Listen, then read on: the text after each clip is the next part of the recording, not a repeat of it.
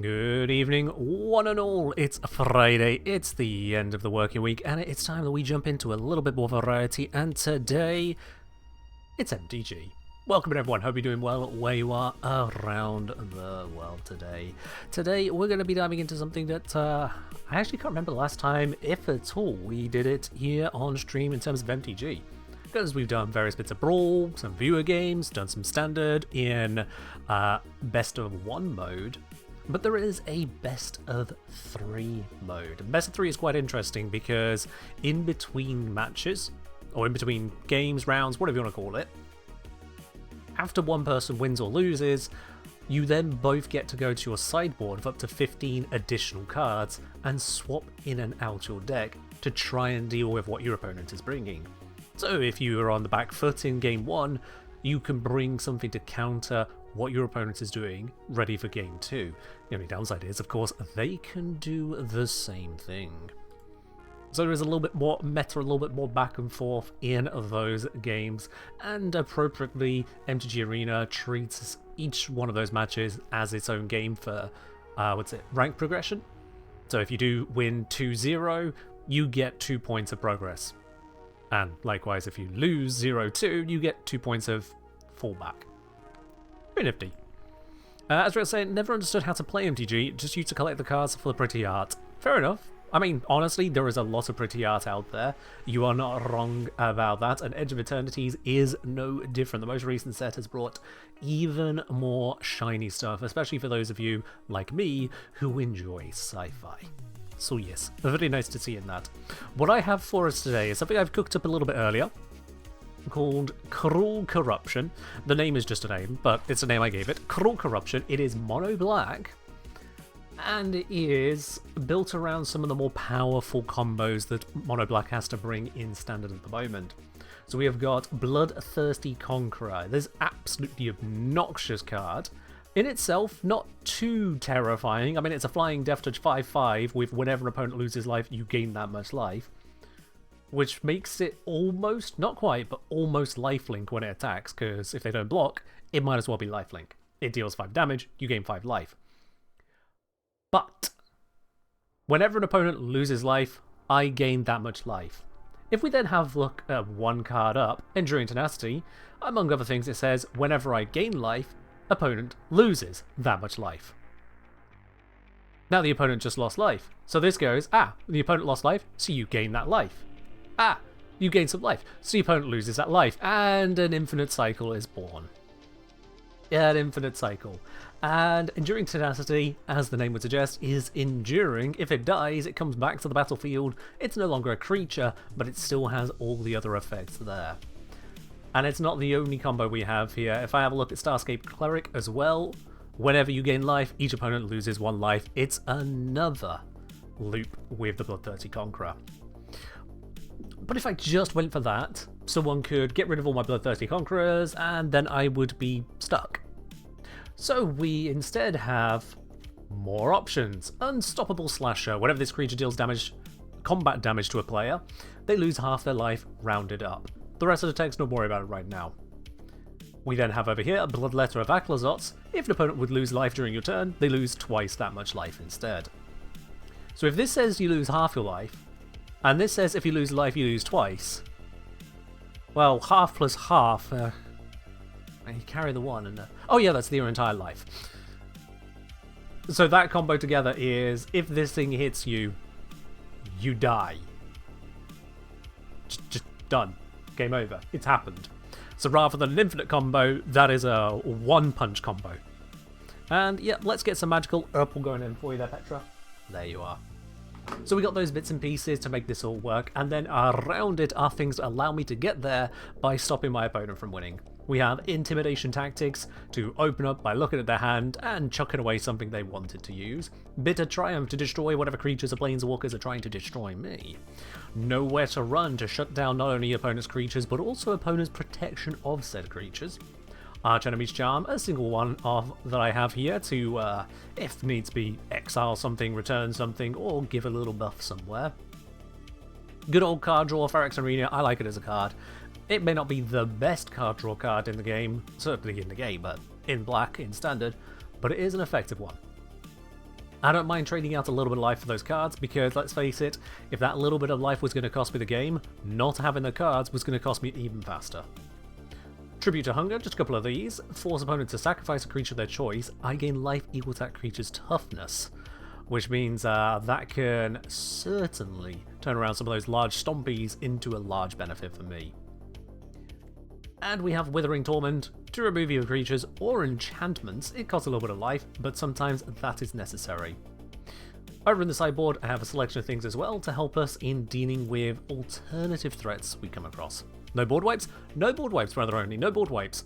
Because you see, in Standard, usually speaking, we don't get to the point where a board wipe is necessary. This whole setup doesn't want me to need to go that far, especially as I can win a game with a couple of these combos without needing to wipe the board. I just need to set it up, and then it wins. So a board wipe would actually be taking up space that could go to winning instead, as weird as it sounds. Also, is it hilly temperatures over there already? It certainly got a bit colder today. I feel the cold a lot easier than everyone else. I feel it first out of everyone except maybe my youngest brother. But yeah, as soon as the temperatures begin to drop after summer, I feel it immediately. Over the last week, we've had a fair amount of rain, and my god, have we needed it. But with that has also come the beginnings of autumnal temperatures, and this morning I stepped out of the shower, a breeze wafted through the bathroom because of the open window, and I went, oh, that's cold. So, with just that reaction alone, yeah. Autumn is rolling in. Good rain would be so amazing. Oh, it's been great. We've had so many thunderstorms. I love them. Hello. Love thunderstorms. What's the plan for today's deck? What's the plan for today's deck, Libby? I am so glad you asked. It is to be cruel, be corrupting, to head on into a standard best of 3 and tear our opponents' decks apart. Also, Lobelia, thank you very much for subscribing up on 19 months of tier 1 support. Absolutely huge there. Much appreciated, Lobelia. In fact, the 19 matches your username now, doesn't it? There we are. You officially have to either stop your subscription right there, can't go above 19, or you have to keep going all the way up to 190 months now. You're locked in. You're absolutely locked in, Lobelia. One or the other. Cheers. About 10C when you went to work this morning? Yeah, sounds about right. I checked the weather history for the area because I was like, it feels really cold. Is it just me? Am I falling ill or something? Looked it up, and sure enough, the nighttime temperature actually dropped down to 9 Celsius. And like, we're into single figures already. I'm not done with it. Yeah. I mean, we've had a good summer. We've had a very good summer, but no. Anyway, let's get into this. So, not WCats. They're done for now. Let's switch this over to best of 3. I'm not going to go into ranked just yet. What I want to do is give this a couple games of a whirl, get a feel for it. I don't know if I'm going to find best of 3 here, but we'll try. And if it all works out, we'll take it from there. Also, this will be a good way for us to test that the overlay is actually working before diving into ranked. Now, because the cards I am using, they are some higher power cards, so there's a good chance we're going to come across some strong decks here. We'll see. We shall see.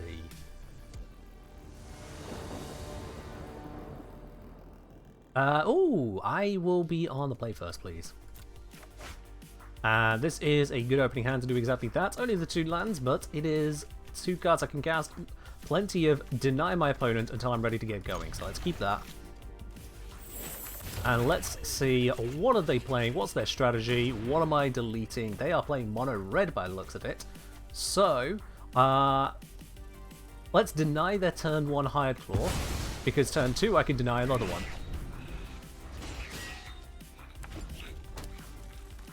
They've got something they can do turn 1? Nope. I denied their turn 1. Did not need another Phyrex Arena. That is a little bit rough there.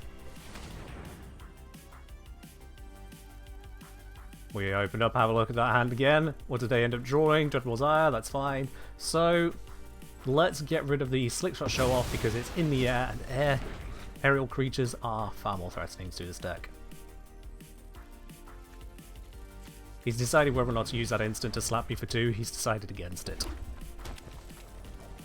So those of you on PC, you should be able to mouse over the screen and see what's going on, mouse over the cards. Are you able to do so? Is that overlay working? Another Firex. I don't need 3. There's only 3 in my entire deck. I've drawn 9 cards and 3 of them are here. Ew. Well, yeah, let's discard a card, actually. I don't need all these Phyrexian Arenas, so we'll discard that. Get rid of his other creature. There we go. I need my land drops. I need it. I can see he's got land there, so he's going to pull ahead. I need my land, because these are all 3 mana cards. Oh, thank goodness for that. Okay, let's go for the card draw. I know I'm against red, but I'm not at risk of immediate demolition. So by going with that, I can get additional card draw going to give myself the momentum against this guy's setup. I've denied him 3 of his creatures and lost only 2 health in the process, so against mono red, that is a good spot to be in.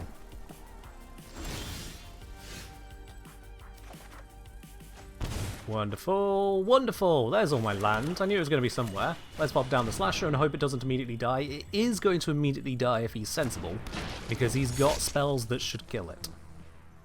Let's see what he goes for. He goes for the lightning strike. That's fair enough. It dies, but it comes back again. Red is big guy's card.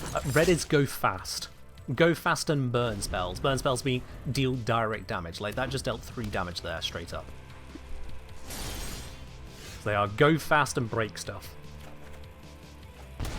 Ooh, a Bloodthirsty Conqueror as I get my 5th land down. Don't mind if I do.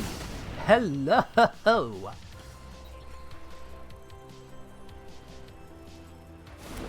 happily pop that one there. My Unstoppable Slasher, he's not taking the opportunity to hit it again with a spell, and he quits.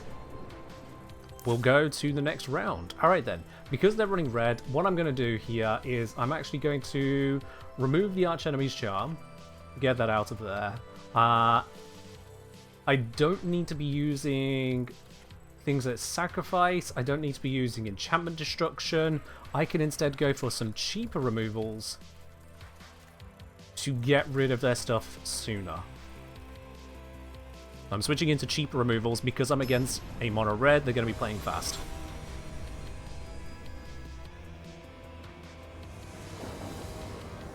We are 1-0 up on this. My opponent, because they lost the previous one, they get to choose if they go first or not. They're going first. 4 mana, bit of removal, a non-blocking creature, and then 4 mana to get all the way up to that. Ooh, I don't like that actually. That's only 1 answer until turn 4. Mulligan. Oh no! Not a single land! Oh no! Oh, that's horrible. I might have lost this one. 1 land. Oh god. We're gonna have to keep this. We can't go any further down. That is far too expensive to run for a while. That can't block. We're going to be running this now. I probably should have taken out Starscape Clerics now I think about it, because they'll be able to block is a big deal against red. Ooh, and out comes the haste. Yep.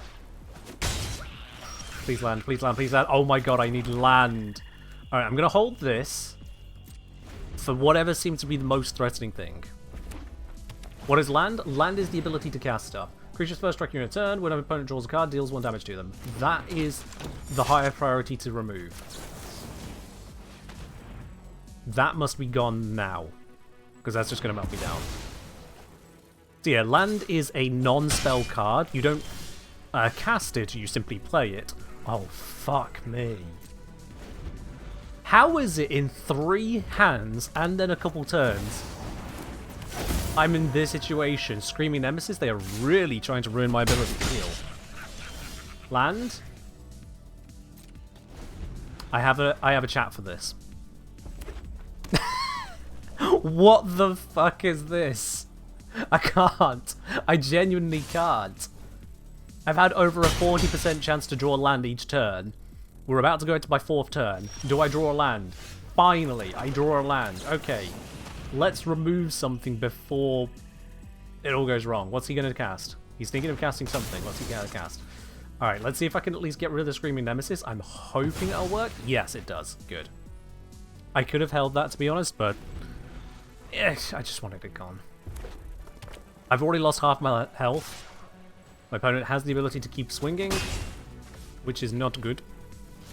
Another land, good. I can begin to work with this. Now, how do I want to play this? I think I need to force out of him his threats, like his lightning strike, because if his lightning strike hits my creature, it's not going to hit me. I need him to focus his efforts on dealing with my threats rather than dealing with me. I'm really low on health now. I am picking up on the land. I'm at the point where I can start to actually cast things, but it's still rough. Now, if he leaves my slasher alive and I get to play this, he's in a bad spot. Do I block that? You know what? No, I'll take the 1 damage. He might buff it and buff it and buff it, and I might regret all of this. But I'm not going to lose my slasher. That's only 3 damage to me. I didn't draw the land for Bloodletter. Shit. That was kind of my plan there. Alright. In which case, let's go for the swing. Get to that. Make them lose a lot of life. And end turn. Alright. So I'm holding onto a kill card. What I want to see is what have they got available to them. Oh god, that's a lot of damage. Alright, so that's 4 damage to the face. Ouch. What else has he got? If he's got a 2 damage to face card in hand, I just lose. There it is. Nice. I'll kill myself. I can't. Yep. I took the risk there on taking 3 damage, but he just straight up had burn spells. That's unfortunate. Okay, so... those Starscape Clerics are really bad against red. I want them out of there. And instead, let's grab these. A couple 3 manas, 2 mana, and this can give lifelink. Let's go with that one, actually. Got rid of the creatures that can't block, because they are just wasteful in this situation. Alright, I will play first. Yes, please. There we go. Good mana base. 3 mana up cards. My first 3 turns are going to suck with that, but if I cycle out this mana, I'm going to be even worse. I'm going to keep this, because he doesn't seem to have a very fast start for red. So it's a risk, but I'm going to take that risk, because I can use this to gain some life back as well. Especially as he didn't have a turn 1 play, so that's good. No turn 1 play. This gives me the opportunity to build up. He must have a turn 2 play. Yeah, there we go. 2 damage to my face. Understandable. And let's see. It has prowess. And this has instant speed casting on it. I'm actually going to hold that. I'm going to see if he will buff up his Ember Heart first. And then let me do something with it. Or he can cast another Ember Heart. Alright, we'll just do this now then. Or... well, it doesn't really matter which one. So just in case he has another thing he can use, let's let him try it. He's got to cast any of his buffs now if he's got any buffs to cast. He doesn't, so I'm going to cast this now. We'll get 2 life out of it. One of his creatures goes away. There it is. So it's a net 0 on the life loss there, but also a creature has been removed, which is good news for us. Now in this situation, I am going to see what he's got to get rid of something else he's trying to build up there, and see what the situation is in his hand. Wow, it's all instants and lands. My card does nothing but let me see. But that is 3 damage to face, 4 damage to face, and a buff creature. Okay. Kind of surprised he didn't use that earlier, because that was only 1 mana. But that's fine. I'm not going to put this down, because I need to deal with that sheer amount of damage that's going to come off the Ember Heart next turn. So this is my removal for it. I'm going to let him cast it first, if he's going to cast it. Has to blockers. He doesn't. Okay, fair enough then. I'll just do this now. Exile target creature. Let's just get rid of it. Trying to bait him out of using his buff.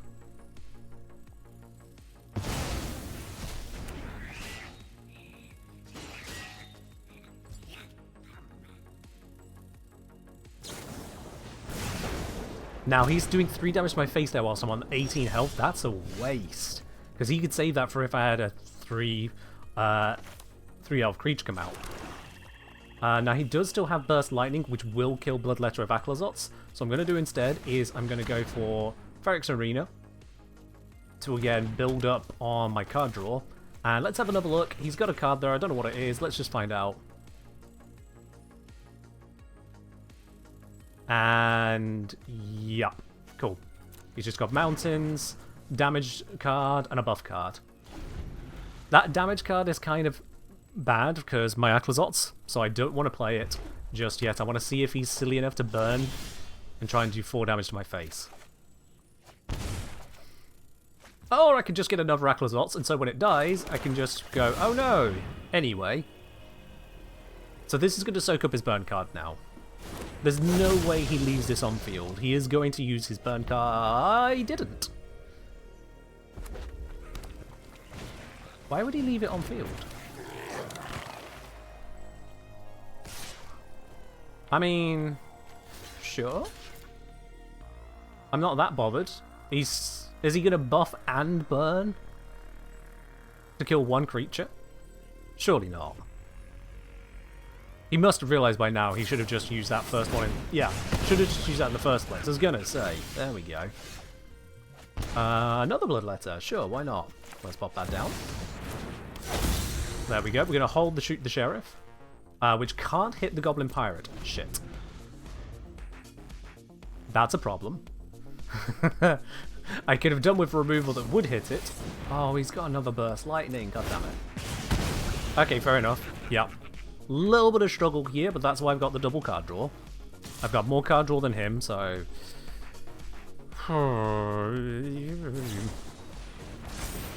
Yep, 3 damage to face, that's fine, but it then ends. That's all he's got. Oh shit, I did not need more land right now. I am good for the land. I'm going to put down the Cavern of Souls, just because it's fun. And... what is this? It's a Vampire Demon. So let's just declare vampires.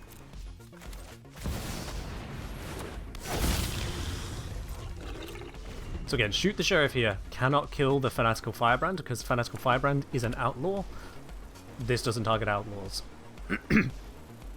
Good, he's not got a buff card. Whatever he's holding on to there, it's not something good enough for him to attack with. So it's possibly just a mountain. I am running out of health here, and this is not the time to get more land. Oh god. I'm going to hold the defense because there is a risk of me just literally dying to my own card draw. Shit. Oh, I can kill this. That's fine. Okay, so it comes onto the field. We pass to attackers. He attacks with Screaming Nemesis. I'm going to see if he wants to buff it with anything. No blocks. Any buffs? He doesn't buff. Alright, let's just shoot it. Get rid of the Screaming Nemesis, so it can't be a threat to me. We're good. Oh, come on! There we go! That's something of a little bit more oomph behind it. A Flying Death Touch. Whenever opponent loses life, I gain life. There we go. That is a little bit more to work with. And my opponent quits. He knows he can't come back from that one. Because as soon as I go to combat, I would swing here for 2 damage. He would actually lose 4 health because of the ability on this one. This would say, your opponent lost 4 health, you gain 4 health, so he would go down to 16, I'd be up to 11, and I'll be on a spree from there to just rebuild. In fact, I think next turn... yeah, because I got 2 flyers, next turn I'd just kill him.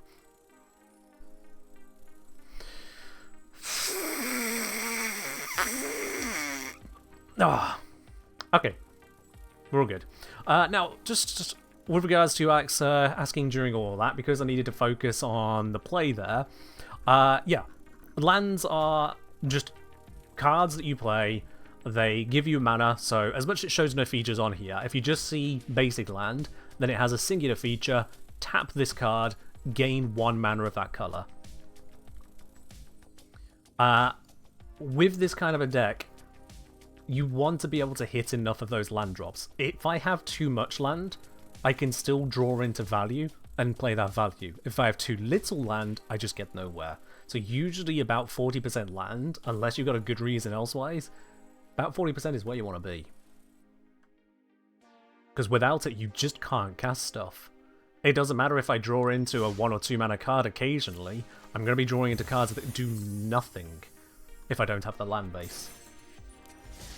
I'd always rather have a little bit too much than a little bit too little. So if we have a look at this here, the default of this deck, it's an average 2.8 mana per card, other than lands. But that's a fair amount of mana to spend. As we see here, I've got 15 cards, which are below 3 mana. And then I've got, what's that? 18, 21? 3 or above. So of those cards then, it shows that if I can't hit that third land drop, I'm scuppered. The majority of my cards are uncastable. Has the recommend gone up? The recommended depends on what your deck is doing, Brother Oni. What I was taught years ago, yeah, a couple years ago, is that 40% in standard is about standard. Can't see curve because of face. Ah, yeah, sorry. Allow me to just...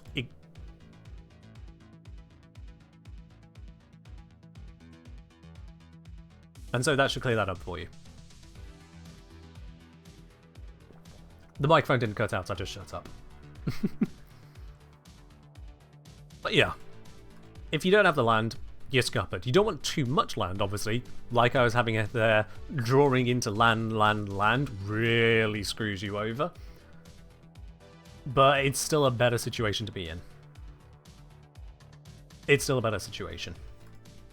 If you're playing some really aggressive, low curve deck with lots of 1 and 2 mana stuff, or lots of things that give you additional mana, like creatures that tap for mana, then sure, go ahead. Fewer lands, because you don't need as much to still be able to do stuff every single turn.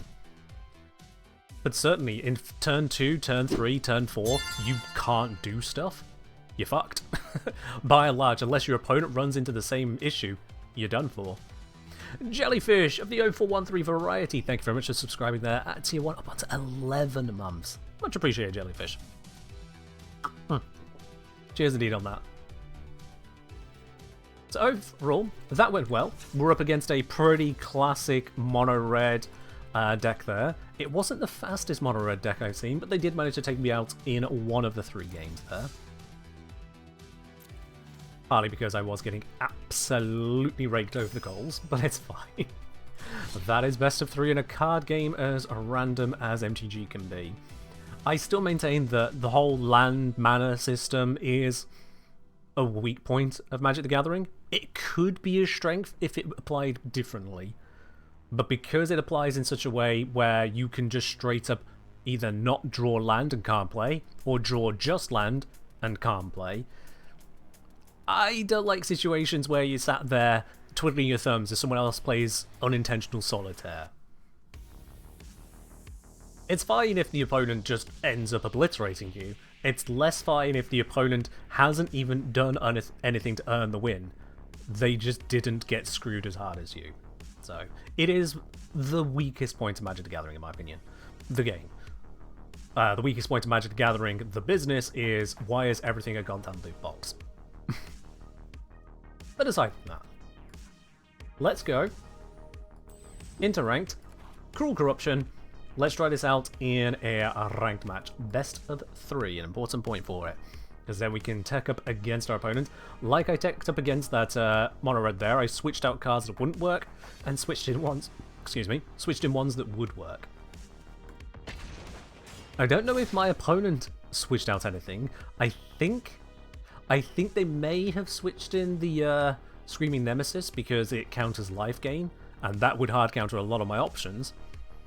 But if they did switch that in, which isn't a guarantee, we removed it.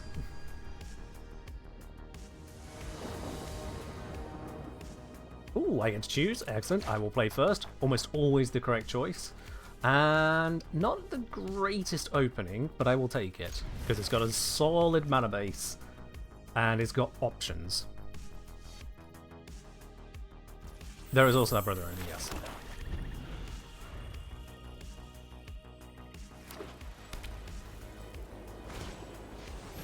Okay, when it enters, each opponent may exile a card from their hand, may play it for as long as it remains exiled. Okay, that's an interesting situation to be in to get started. So I'm going to exile the nowhere to run. I can get around to that. I don't feel like this person's build is going to rely on me casting that anytime soon. Now, I could put this down straight away. Yeah, let's put this down. Let's get some threat on field. It's not the biggest threat, but it is a flying threat. So let's get some threat on field. Give them something they need to interact with. White blue. Where are they going? Ooh, white blue angels. Okay. And that counters this. Damn it. Mildly frustrating, if I'm quite honest there. So, you know what? I just said we probably don't need to rush this one out. Let's pop it out anyway. 3 mana. To remove that one. Because that was only going to get bigger and more dangerous. So let's stop it from being big and dangerous. And use up all of our mana in the process. Relatively efficiently. My opponent still has no idea what the rest of these cards are. Oh look, it's another one of the same thing I just removed. Fair enough. We're trading health for health here, which is not a great situation to be in. At 4 mana, I can cast any one of these, but only one of them. If I cast this one, there is just as much chance that he sacrifices the Lightstorm Inquisitor as the Youthful Valkyrie. Youthful Valkyrie is gonna get stronger quickly. I feel like, though, against white-blue, I'm gonna need card draw. It's a risk. I'm leaving myself open to losing a lot of health here. And I can't even attack, because I'd lose the creature for free. So, by the start of my next turn, I expect to be at least 4 health down, if not more. All I can pray is that the bonus card draw is worth leaving things on field. So yeah, now he's got 4 damage to swing with. Does he swing with the 4 or just... Ooh. He's holding the other one back. That's curious. I don't need another arena right now. I don't need another Starscape Cleric right now. Where is the more valuable items? This isn't great. This isn't great. So, what I'm going to do here is I'm going to take this opportunity. Let's see. Yeah, that allows them to get more angels out. I need to get rid of this one first. We're going to discard a card, get rid of this. Discard Faction Arena because I don't need a second one. From this situation, I can swing to attack. See if he blocks it. Probably won't. Doesn't. So I still get some damage in, and then finish the turn with full power. Oh, sorry, full mana spent with this. Get some more threats on the field. Causes him to hold back more things for block. A Flying Defender that can't be killed by damage. 2 Flying Defenders that can't be killed by damage. Okay, well, he did have to spend the mana on casting those rather than other stuff, so that does give me some opportunity. Ah, shoot. This is not good. I need some life, but if I cast this now, he's just going to sacrifice one of the Fog Banks, and I gain... Oh wait, no, it's gain equal to toughness. Okay. It's gain equal to toughness, so... Yeah. Let's pop this now. At minimum, I gain 1 health from this. Maximum 2. We remove a creature. Let's see what he values so little here. Probably a Fog Bank. I would guess he would remove one of the Fog Banks. Just because they're merely defensive. I was correct on that. Okay, cool. And with that, I can now swing, because they can't block, so I might as well attack. One of them gets blocked, so it deals no damage. The other one brings them down to 12.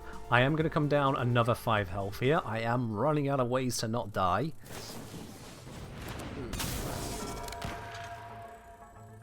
Okay, that's neither angel nor really threatening. It's a spirit pirate. I guess might be using it as another blocker. He's got a lot of flyers. I need better life gain.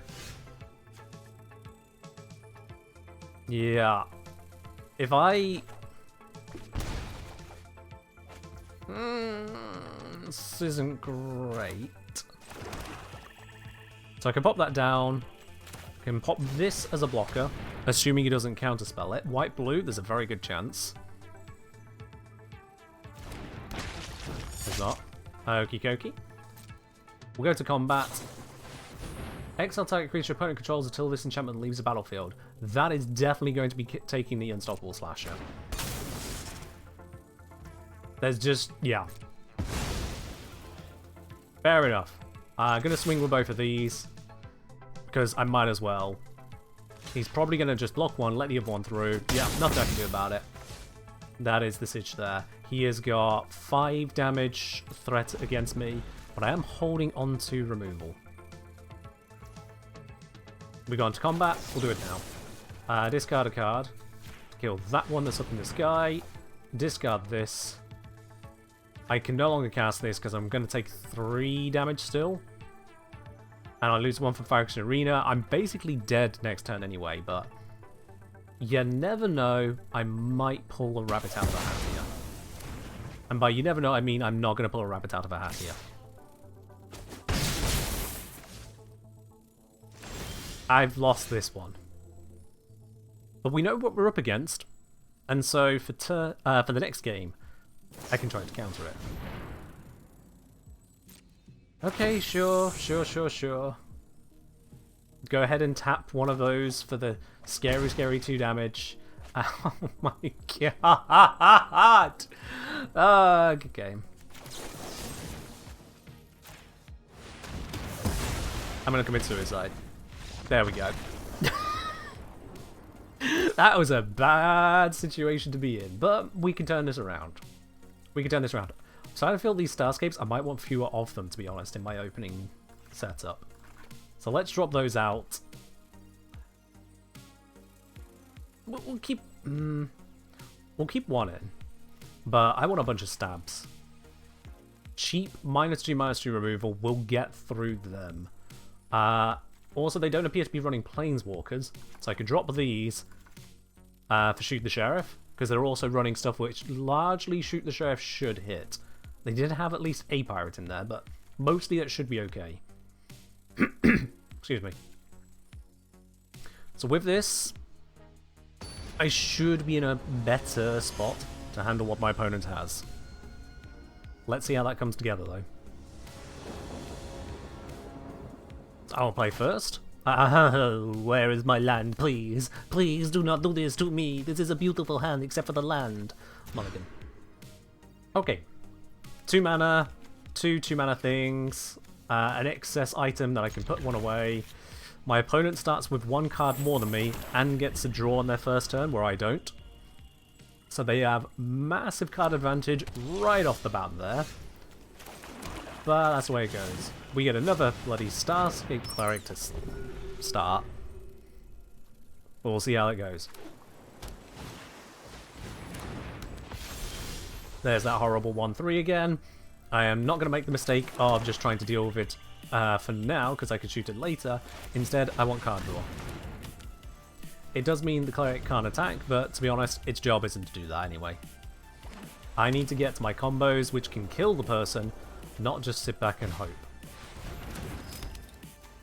And this is going to give him treasure. Interesting, yeah. Fair enough, he gets a little bit of treasure, so he's got some disposable mana to work with. I, on the other hand, have found a whole bunch of land. Sure, why not? Let's start by shooting the Sheriff to remove that.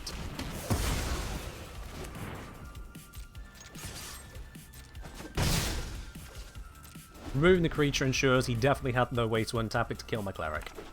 This is the main reason to do it there, rather than hold it as an instant. Although, if he did do that, I could have just held, couldn't I? Yeah, it's removed. Good enough. Not optimal, but done. Alright, he's bringing out another Fog Bank. Fair enough. What else has he got for us? Come on, Kata 56. You got 2 mana to play with. We are in fact not using that mana. That's fair enough. I'm still going to get rid of the Fog Bank, because I can. using up that spare mana I have and opening this up to deal with them. Now, I was thinking about how to handle that. He has an answer. What answer does he have? He decides not to use it, and the fog bank has been cleared. The way is open for us to go and slam it into our opponent. But we don't need to slam in it just yet. Let's pop this down. Set it to vampires, because I do seem to have quite a fair amount of vampires in this deck. None of these are vampires, but it's fine. And let's just have a quick peek as to what you're holding on to. Show me that hand, good sir. I would like to remove something from it. If it's a creature or artifact, I can get rid of it. But let's see what is in those 4 cards. My opponent is really thinking about whether or not to let me do this. Here we go. So there's another fog bank. All there is this. Spell can't be countered. When it enters... Oh, okay. It's 6 mana. He's got 1, 2, 3, 4, 5. This for 6. Let's get rid of that. The fog bank is nothing compared to a 6 mana getting to play as it so pleases. And let's pop down the Enduring Tenacity, which he is going to attempt to counter with Spell Stutter, most likely. Yep. Which is fine.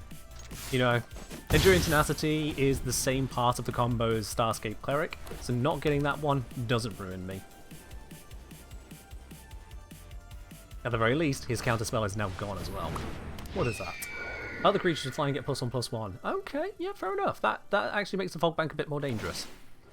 He chooses not to do that, however. He chooses instead to equip it ready to fight me. Understandable. Kelton, cheers for the pop. So here's the problem with having done that, is that that leaves me open to do as I please. Now I can exile the creature. I can buff this one. If I buff this one... they'd trade. He's given it just enough power that if I buffed my cleric in a combat, they would trade. I don't really want to trade, so I'm just going to remove it now. Goodbye. And that leaves me open to swing. Now, I could have gone for given life gain, because whenever I gain life, opponent loses 1, but just 1? Yeah. We'll hold and see what he's got. It's a Flying Vigilance Serra Angel. Isn't that beautiful? What a lovely, lovely creature. Ah, it's gone. And then I draw 2 more cards. Oh, looky loo. Look at this. It's beautiful. It's a Vampire Demon.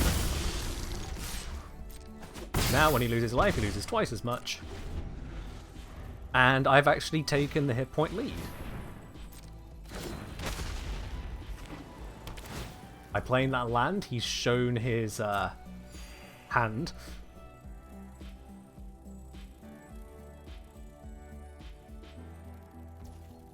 And you know what? Let's remove that now, so I can swing Creamy next turn. It cost me 3 life to do that. There's some more. Ah, I could have killed it that way instead. That's a shame. I'll hold on to that. It's instant speed.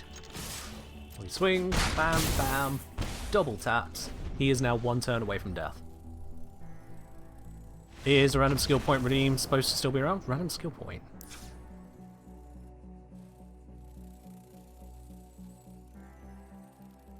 Oh, random skill point redeem. Get it.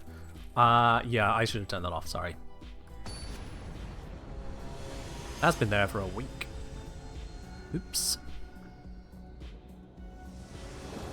There we are, that should be gone now. Alright, so my opponent is now thinking harder than myself. He's thinking through what he's got, how can he deal with me? What is it with this damn cleric? Where's the other stuff? Alright, they've taken a mulligan, interesting. I can get through them, potentially. Because we got a bit of removal here. That can take out some of the more dangerous stuff.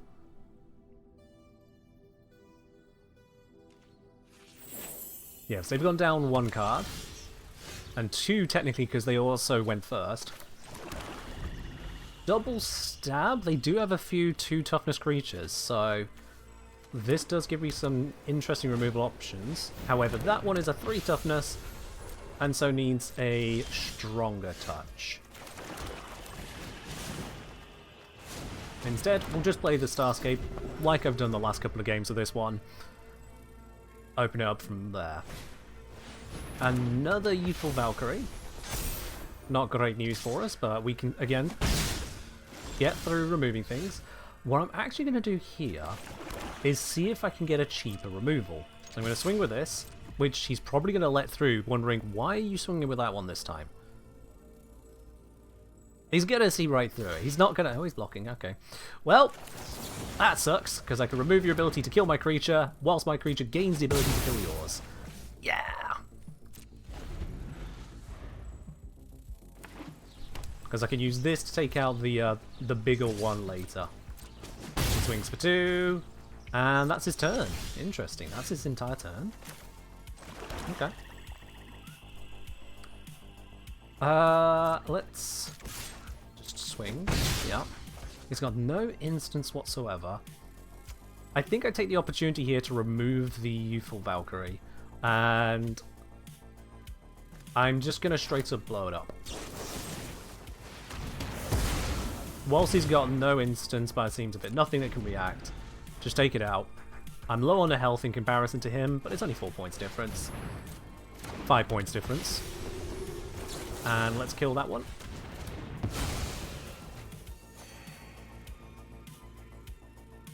The land that came in tapped, so he's stuck on 2 mana. He was, but he could still do things, just... Well, turns out he couldn't. Okay, let's get the slasher out, because if I draw the demon next turn, I could just have a win con. Pick a menu one. What is that one? Oh, it's that glittery thing. Alright, you can have your glittery thing, Kelton, for a bit. Here we go again. The slasher comes out and is removed by his enchantment. Ah, well. What else he got? Fog Bank. Fair enough. Then I've got only 4 mana to play with. And this ain't the best of situations to be in to utilize that. So I'm actually going to go for extra card draw. And then swing, just in case he decides not to block. Ah, he blocks. I mean, it makes sense. Now, I've just used both of my stabs there earlier, so I'm very unlikely to be able to get through him now. An easy way to kill the Fog Bank. And he's got yet another defender up, but I do now have more room to cast stuff. So let's see if I can be cheeky about this. I'm going to pop the Fog Bank and see if he wants to block with the Cloud Blazer. See if he wants to go for a trade. He probably won't. Makes sense. And then I'm going to hold the Exile until I see what he's got. Because I can cast this at instant speed, so I can cast it almost any point. I want to see what he plans to do first. I'll take the 2 damage, yeah. You show me what you've got. I will pay 2 life to get you to cast something first. What is it? Draw 2 cards, and then discard unless you attack. Oh, okay, lucky for him. I'm really betting on him having something bigger than just this. Where's a threat? That's not the biggest threat. Come on. I didn't really take... I took extra damage for this? Fuck's sake. Okay, yeah, so holding on to that turned out to be a bad choice. Let's get rid of that. It just makes things more powerful than I want to deal with. Oh, no. No. We swing anyway. He might block it with the Sailor to trade. That actually works out for me. I lose the creature, sure, but I don't take as much damage as a result. That's a trade I'm satisfied with. It depends on what he's got next to... Oh, there goes that creature. This person is full of hard removals. I've got creatures which are resilient, and he's got Exile. Shit. So now I'm taking 3 damage per turn here. I only have a couple turns left of me. Again, I'm bleeding out. Okay, that'll slow down the bleed. That'll really slow down the bleed. We can cast these on his turn, so I'm just going to pass my turn. Because if we force him to try and counter on his turn, he'll burn up all mana on his turn. Create some fairies. Oh, you know what? Seeing as you've spent most of your mana, I'll take this opportunity to kill that. Thank you, give me the health.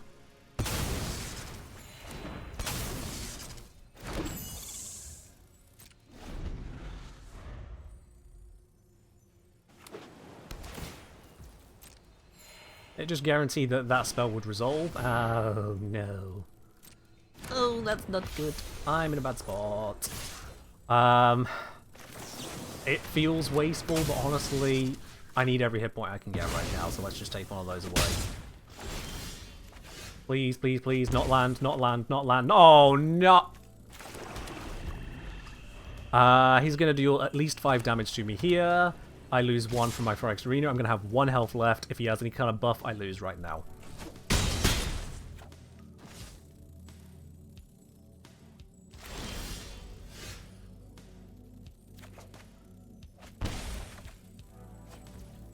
This isn't enough to save me. Good game. Yeah, I don't think I actually could have drawn anything that would have saved me there, but in any case, I lose. Ah, fought as hard as I could there. Fought as hard as I could, but it just wasn't enough.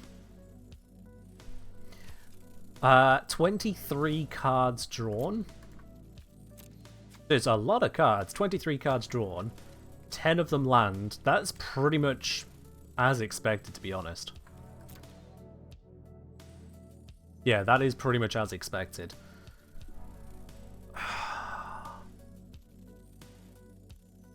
It's one of those really, really tough situations. If I reduce the amount of land in my deck, I increase the likelihood that I just don't get started and die by not being able to play. But with more lands in the deck, you get situations where you're like, wow, this is just an expected amount of lands I don't need. I ran out of power. Mono Black doesn't have a lot of good options when it comes to card draw that doesn't hurt themselves in the process. So Black will either sacrifice their own creatures to get card draw, or they will pay their own life to get card draw. To be honest there, I spared, what, like 5 life? Maybe 6 life drawing cards? I think it was 5 life that game, drawing cards. So I could have had an extra 5 life there. But then if we look at the cards that I had played, I wouldn't have had that last hand of 4 cards, and the card before it, and the cards that I had played up to that point would have happened later. They are. Long gone are the days of Demonic Tutor. There are tutor cards in Standard of various types. They're just not quite Demonic Tutor. Yeah. To be honest, that was a rough matchup for me. A lot of flying creatures, a lot of relatively cheap creatures, so the trades weren't great for me. And his primary opening creature being a 1/3 versus my early creature being a 2/1. That was a rough matchup.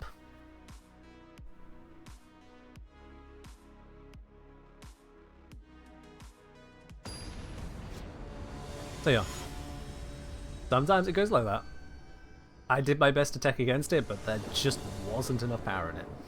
The game's been very nice to me and letting me play first again, so let's do that. We've got a solid opening hand. I will take that. Watch me draw no land.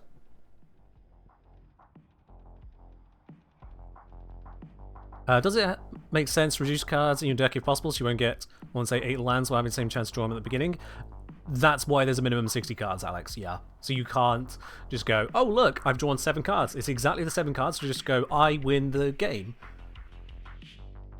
It forces a little bit more variance into the situation.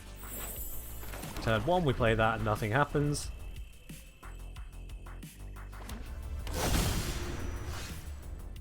Opening up with a tapped green. I have a theory as to what this deck is and I'm terrified. Let's get some threat going. Hello, Queen. Welcome on in. Alright, what's it going to be? Vigilance, Reach, Death Touch in a Dragon Sniper. Interesting. That's a very powerful card. It dies extremely easily, but before it dies, it will usually take something with it. Emphasis on the usually because, unfortunately for them, they've got nowhere to run.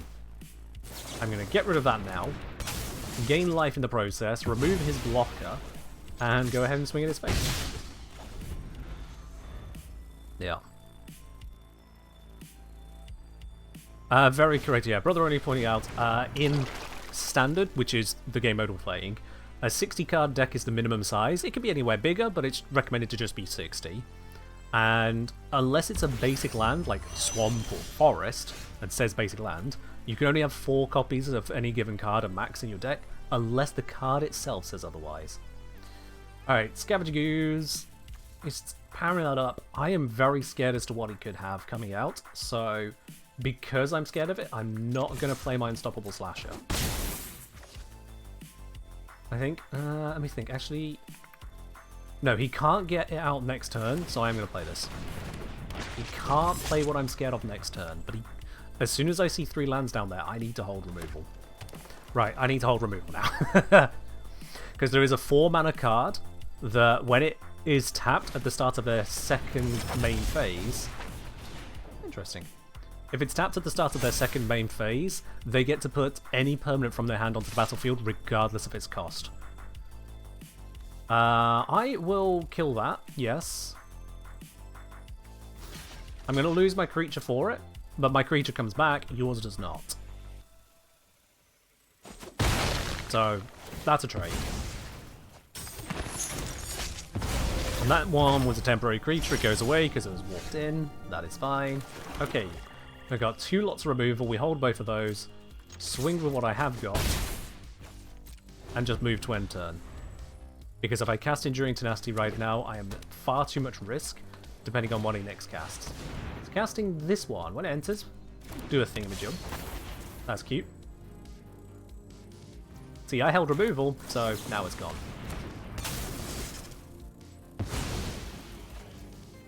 It's gone, his feature doesn't resolve, he spent all of his mana, his turn ends. I can cast this for 2 and still leave the 2 open for my next removal. And we continue the assault. This one is going much better for us. I've lost 0 life, my opponent does not have any board presence, and is playing in mono green, which is not known for dealing with a bundle of creatures like this very quickly. What has he got for 5 mana? Okay. Ooh. Big ol' Stompy Stompy. Enters a bunch of +1s. Whenever I want to more put on something else, put it on here as well. Unfortunately, it just died. Yeah, rough one that. We swing. We hit. He loses another 3 life because them's the rules. And I'm again going to hold my removal. I don't need to play the Enduring Tenacity. Oh, there's plenty of fight stuff in Green, brother, and it's just he would need to have both the combo of play a creature and then have the fight, or deal damage to. You don't want fight, technically. And even then, that removes 1 creature. I still have the other 2. So, that went very well. Now, thinking as to the kind of creatures he had there, stabs won't do well against them. In fact, the deck that I currently have does do well against them. I'm going to switch out a couple Bitter Triumphs for a couple Shoot the Sheriffs, because they have a lower cost, and I don't see them playing many Planeswalkers. But aside from that, this deck will do just fine. My opponent's already made their decisions as well. That's brilliant, because if they're doing it that quickly, they probably don't have good answers. Oh, they quit. Oh. Well, fair enough then. We take those! Thank you very much for the double points.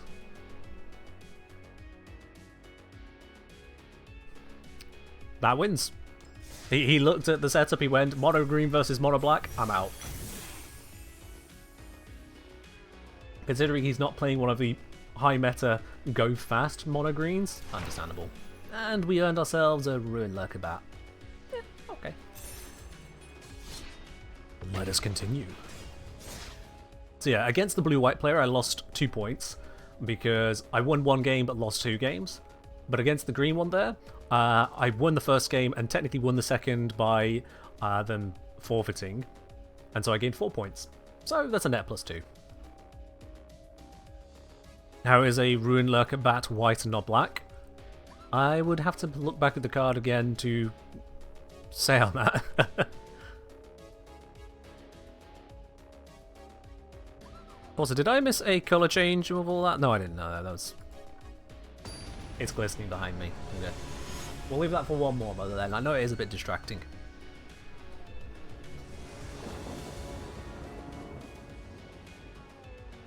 Alright, let's see. Let's see, what do we got here? I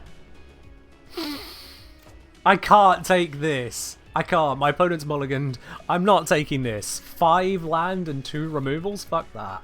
Mulligan. This is much better. This is playable. Opponent has mulliganed again? Sweet. Let's put away... Let's put away Bitter Triumph. We don't know what we're up against, so I'll keep this one because it can get through Hexproof. Alright, so my opponent's down to 5 cards here. This is going to remove one of those cards unless he's got no artifacts and creatures. Let's see, he's opening up a black-white straight into a creature play. Clever, gets past me. I don't need 2 of those, you bastard game. What can I steal from your hand? What can I ruin? Okay! You can't cast that for a while. And this you could have, but now it's gone. This is good. This is good, good, good, good, good. Right then. Let's put this down. It is going to be for... What are these? These are Zombie Assassins. I didn't really want to... No, I don't need to type that for Zombie Assassin. I can just call it Vampire. It's fine. I'm going to not cast this. I'm going to hold. I want to see what they play this turn.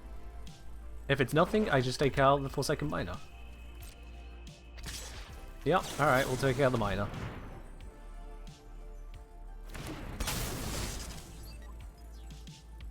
So I've not had the best of starts here, but because of strategically keeping the intimidation tactics against my opponent's mulligans, I've also made it where they've done very little as well, and that is good. Can I please have a land and not another expensive card? You see what I've mean?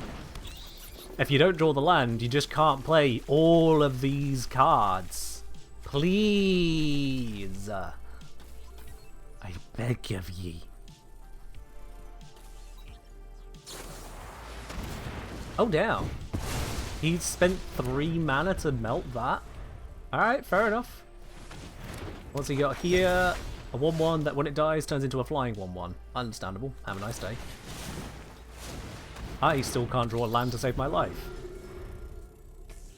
Hopefully neither can my opponent. Shit.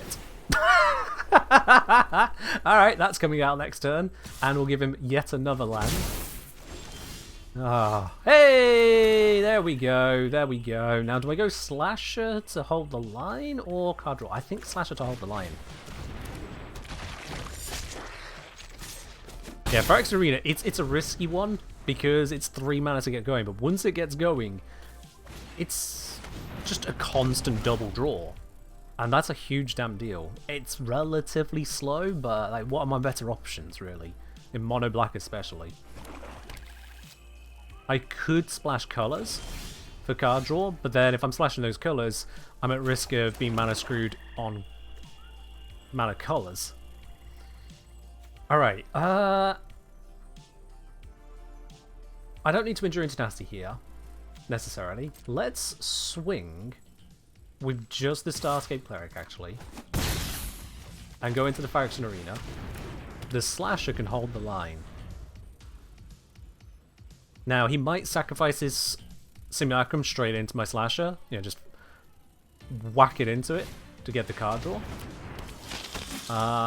And it works with this. And that can sack out of it. Okay, yeah, so he's probably going to attack with one, if not both creatures here. If he attacks with... Use your deck, sir.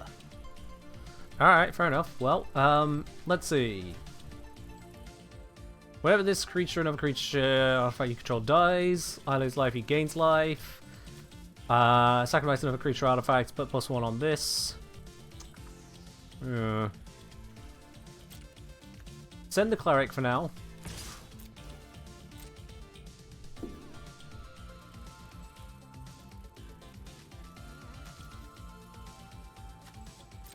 And then the brackets, it's not a creature, is part of the text queen. So it's saying when this dies, it comes back as under my control. It's now just an enchantment. It's no longer a creature.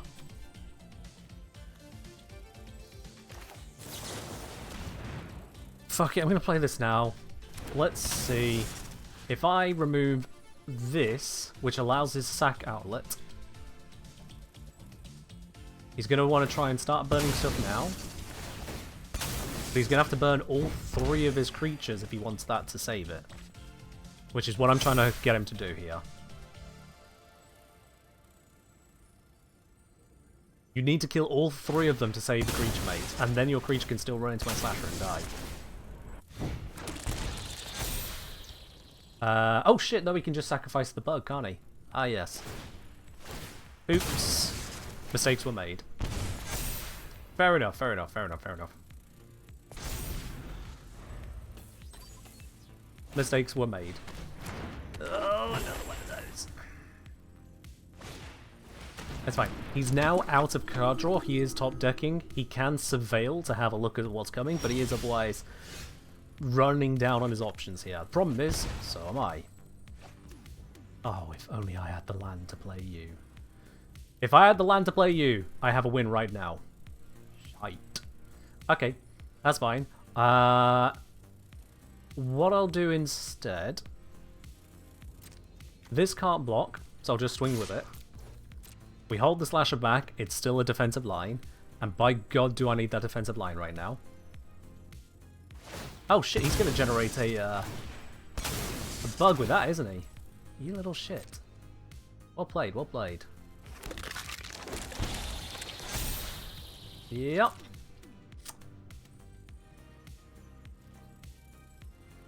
And then he blocks. Yep. I lose my Starscape. Or is he going to sack the bug? Surely you kill my creatures. Yeah, there we go. I have lost a lot of health there, and that's not good. I'm going to put down another blocker. And it's about the best that I have.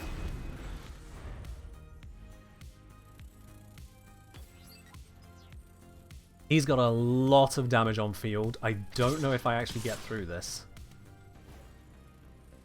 If I block that too, I still lose 1 from this anyway. So I'm better off blocking the 6, leave the 2 to get through.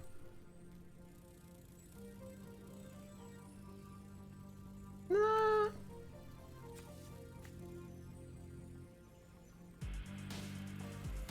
No, I might. No, I'm not risking it. He might have a Death Touch card or something, so I'll let the 2 come through. If he really wants to deal 2 damage to me that hard, he can deal the 2 damage to me. The Slasher has blocked that, so I can't take the 6 damage now. It's declared it's no longer hitting me. How high is the learning curve in MTG? If you've played Hearthstone, you should be pretty good with it. My understanding from Hearthstone, because I've not played it much myself, is the big thing you'll notice is the difference in how mana works. So rather than a guaranteed +1 per turn to work with, you've got the whole land system. Speaking of, here it is! Okay. Bloodthirsty Conqueror is on the field. And what I could do here, if I swing, I can kill one of these creatures.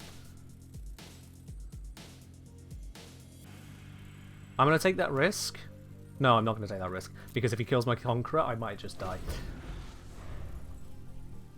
So I'm just going to hold back. He can't do everything here. There's only so much he can achieve now. And I have my infinite loop on field.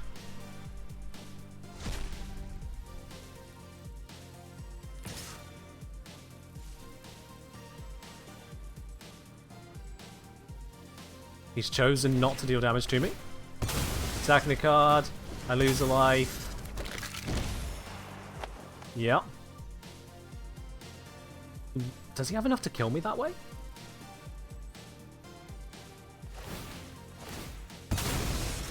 Wait, does he have enough to kill me that way?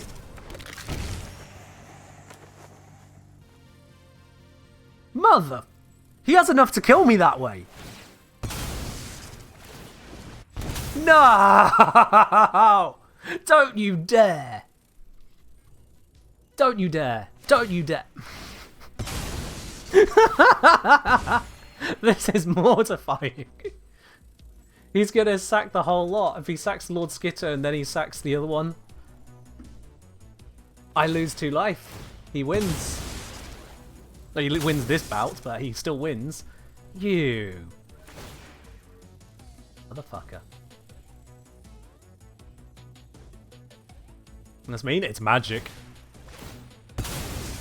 This fucking combo.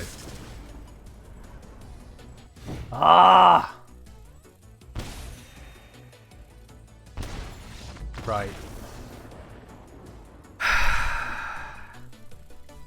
This is fine. This is fine. We shall deal with this. So, let's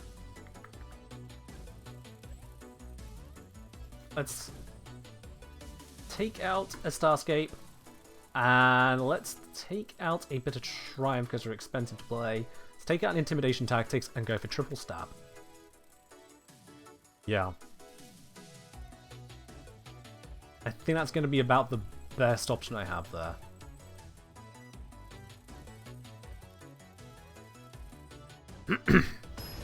Oh, that one stung. Down to the single hit point, because I had the infinite combo on field, and he had no defense against it, other than to kill me first. Why is that only 1 land? Mulligan. This is playable. Atasti can go away.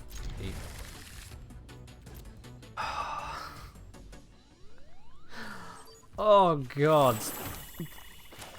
The land situation is rough. Okay, let's see. So, when it enters, target creature gets -2/-2.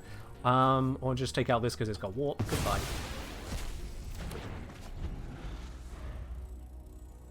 Let's keep it tradition, say you activate my trap card. Wrong game.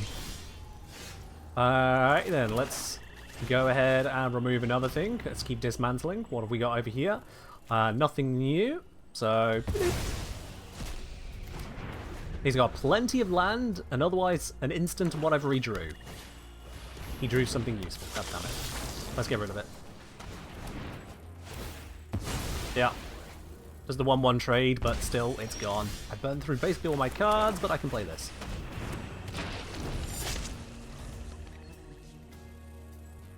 Okay. I have something on field. He has 2 non-threatening cards and an unknown one. God! Alright, well, you've had 1 unstoppable slasher, what about 2 unstoppable slashers?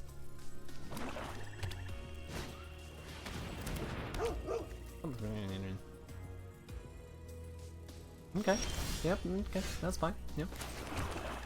I'm just gonna swing past that, don't mind me. Doodle-oodles.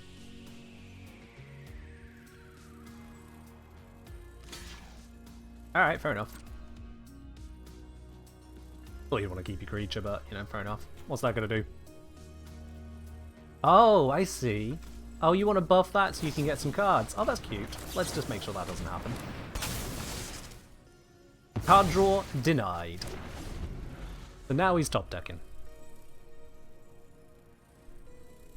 You know, Mulligan mechanic strange to draw 7 every time, put back cards of your choice. Yeah. Alright, swing, hit, bam. Boom. There we are. Alright.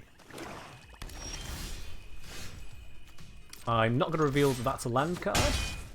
I'm just going to swing, hit him, and move on.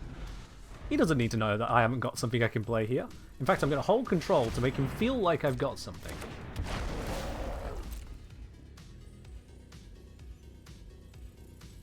By holding control, the game asks if I wish to pass at every opportunity that I could do something, theoretically. So he doesn't know. Pop that down. If I swing now, he's just going to block it and get the card draw. And I don't want to give him card draw.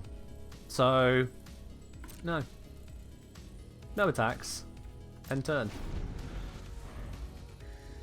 I will deal with you later. No. Why? Alright, you know what? Yeah. Turns out, nowhere to run. That can vanish. This is horrifying. This is the worst case scenario for me. I don't have removal. I need removal now. Why? Okay. This is not good. We're going to hold the attack so that if he swings with Rottenbound Viper, I can kill it straight away. Or I could be forced to sacrifice my creature. That works too. How? How does he draw the correct stuff and I draw land, land, land? Show me the shuffler. Discard, discard. Ow. This is just going to get worse. Every time that counter goes up, I have to get rid of more stuff or lose more life. I'm on one hell of a clock here. Please! He's down to 3 health!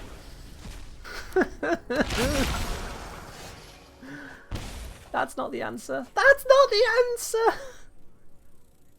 No! No! Okay, we can full send that to summon a second one. We go to combat, end turn. Yep, and he's now up to 4 health. My creature's now into tapped and give him life when it happens. That's not fine, but it's what we got. Sack 3 things. Yup. Yup. Yup. Because I need those hit points. Please. Please!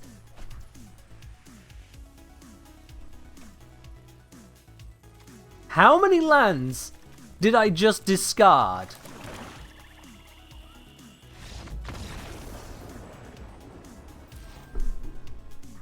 What in the fuck was that?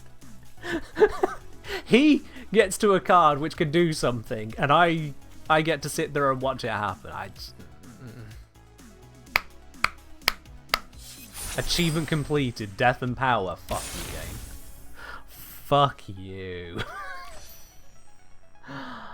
Oh, that was brutal. Alright. This is something I'm running into a few times over here, and you know what? It's not good enough, quite frankly. It's not good enough. So what I'm actually going to do is I'm going to take out an Enduring Tenacity. I'm going to take out all 3 of them. We've got the Starscape Clerics. They do the job. I'm going to take out all 3 of those Enduring Tenacities. In its place, ignore the blue. Technically, there isn't blue in here. I'm not playing the blue. The blue is from a sideboarded Cruel Somnophage. There are some builds that are all around having massive decks or milling me. So Cruel Somnophage is my counter to that, going, oh, you want there to be massive graveyards? Cool, here's a massive creature. Your move. That's the only reason that's there. Otherwise, this is mono black. Let's go for a couple. As a cost to cast a spell, sack a creature, draw 2 cards. And then I want a... yeah, a cheap creature. Engine Rat. Go with this. Why not?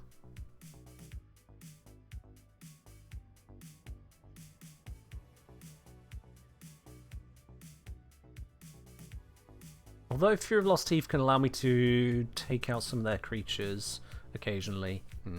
We go down to arenas. If I go down to 2 arenas, the chance of seeing one also goes down massively, Brother Oni. 2 arenas means they're 1 in 30 cards. I'm not drawing 30 cards. So that means that most games, I will never see a Phyrexian Arena. Which kind of defeats the entire point of it being there.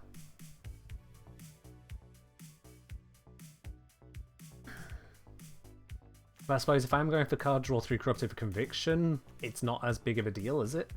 Is it? You know what? Let's try it. Let's actually try it. Let's go full no arena, and instead go into 2 more rats, 1 more corrupted conviction. And this is going alongside Starscape clerics, which could be sacked for corrupted conviction as well. Yeah. Let's try that. How do I like the artwork on cards? They're cool. I'll be honest, I'm the last person you should be asking for evaluating the value of art. It's good, and that is the limit of where I can really get to. Otherwise, I get into analyzing it. I don't get to a point where art makes me go, oh, it's amazing. With very few exceptions. So, yeah, that looks hella cool. That looks funky as hell. That looks like a fairy dream thief, yeah. That is one hell of a nightmare. And so on and so forth. I just kind of... It hits that level of, yep, this is good, and stops. I don't really go further than that when it comes to art, fashion, yada. MMO's fashion is the endgame? No. No. It's one of the end games.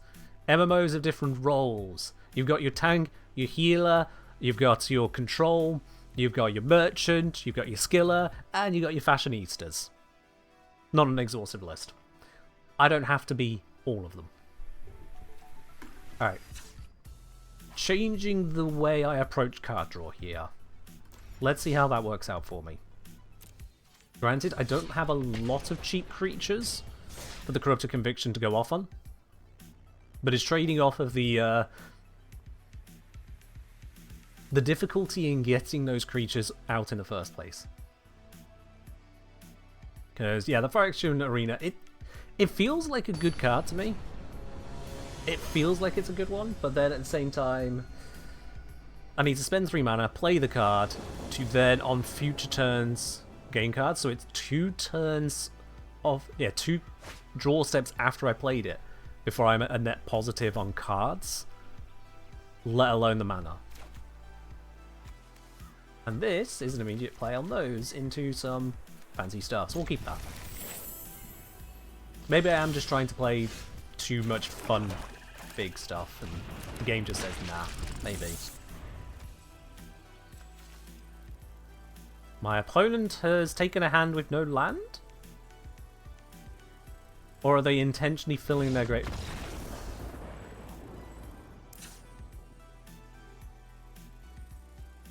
Well, this tells me nothing about what they're trying to play, so I will just go to game 2.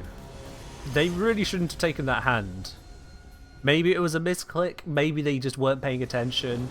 Whatever it was, they should not have taken that hand. And let's keep this one. I'm very high on the mana here. But I am very curious as to what is going on over there. So let's just go have a look. What are we... Oh, gods. Destroy, deal 5 damage, forced to sack, draw, destroy. What the fuck even is that? Also, again, where's his land? Alright then, let's... have a dead rat. You want to kill cards? Kill that card. Damn it, he found land. Yep. There goes that. Oh no! It's the card I expected to lose. Oh, right then. I mean, yeah.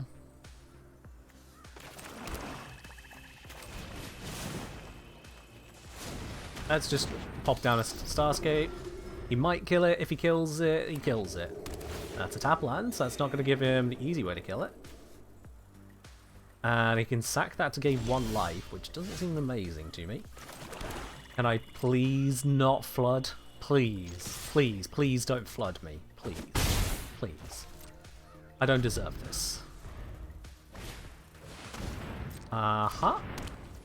Oh, what's that? You wanted card advantage. Oops, gave him some speed. Please! Please! Who did I hurt?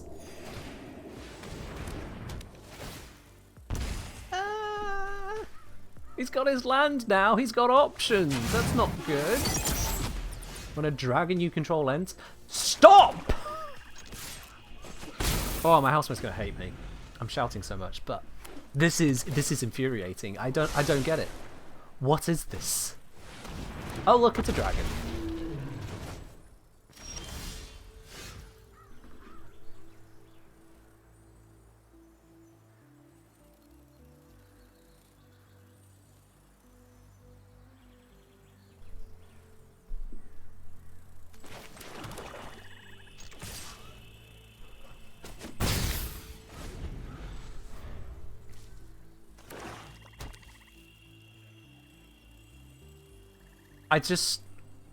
What am I supposed to do? I specifically changed into a sack the small creatures for... Oh wow, look at that. I've lost my creature. Oh wait, no. Yep, there he goes. Yep.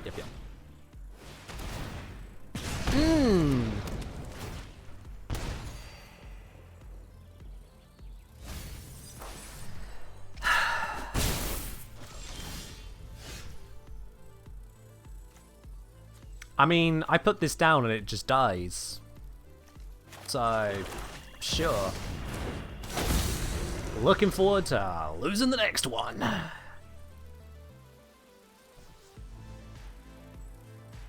Three, two, one. Down go my hit points. Down go my hit points. Yay! At least I can slow down the rate at which I melt by removing his fire spitter whelp. No point holding it to try and do something later. It's always going to be a 2-2, and it's always going to be the best I can get out of this card, so... Give me that health.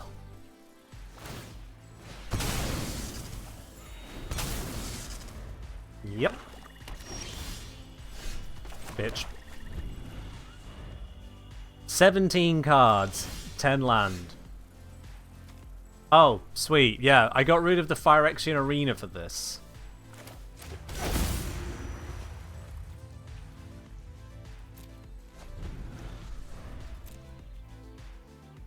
I've had 6 non-lands. Sorry, 7 non-lands and 10 lands, I think. Wait. No, that's not correct. 1, 2, 3, 4, 5, 6, 7. Yeah, it's 11 lands, yeah. I saw 10 and 1 and forgot the 1.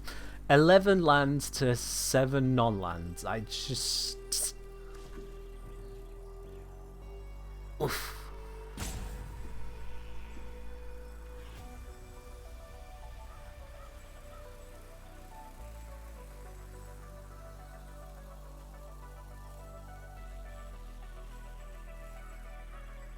What are you roping for? You've got options. There's nothing terrifying over here. You're just going to murder whatever I summon, or you'll deal enough damage to it that it just... Please! Come on. I get so much use out of this freaking thing. I can't even blow that one up, so now he's got card advantage over me, and he's got 22 life to spend it on. He's gonna mill out before he dies from that. Yeah. Ain't nothing I can do about that one. Let's get rid of the dragon before he casts something dangerous.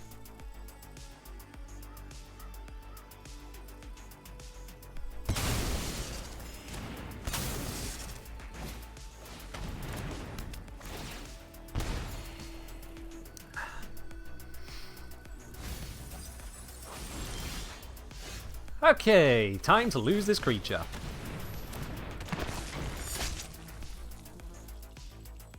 Oh, he hasn't got the mana to kill it, so I'll kill it myself.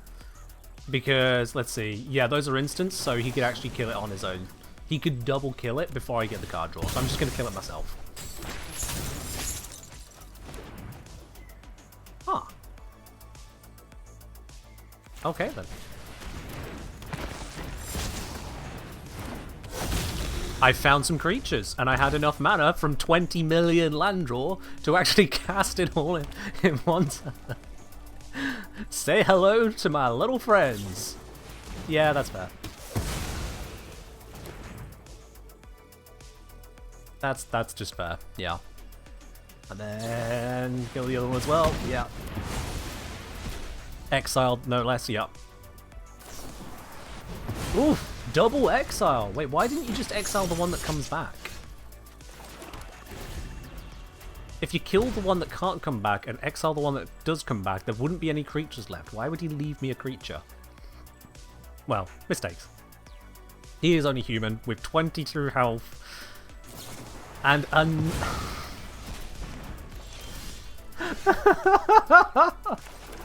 please. I can't stop him from drawing more cards than me.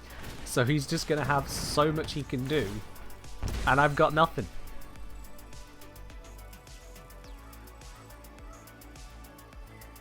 I should never have removed the bloody Fire Action Arena. It was superior.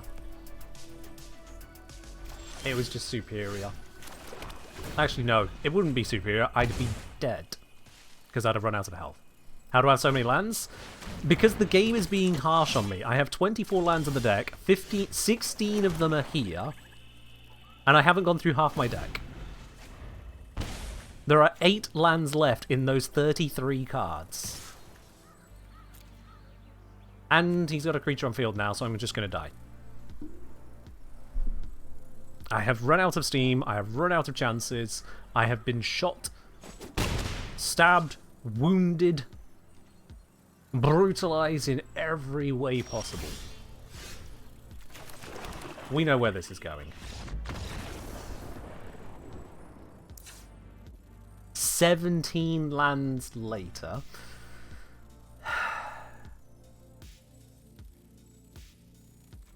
So, with that in mind, that my opponent is not bringing out much in the way of creatures, I am going to remove the nowhere to runs. No. Keep the nowhere to runs, remove some bitter triumphs, and bring out the cool somnophages. If he wants to fill our graveyards with stuff, then graveyards will power my return.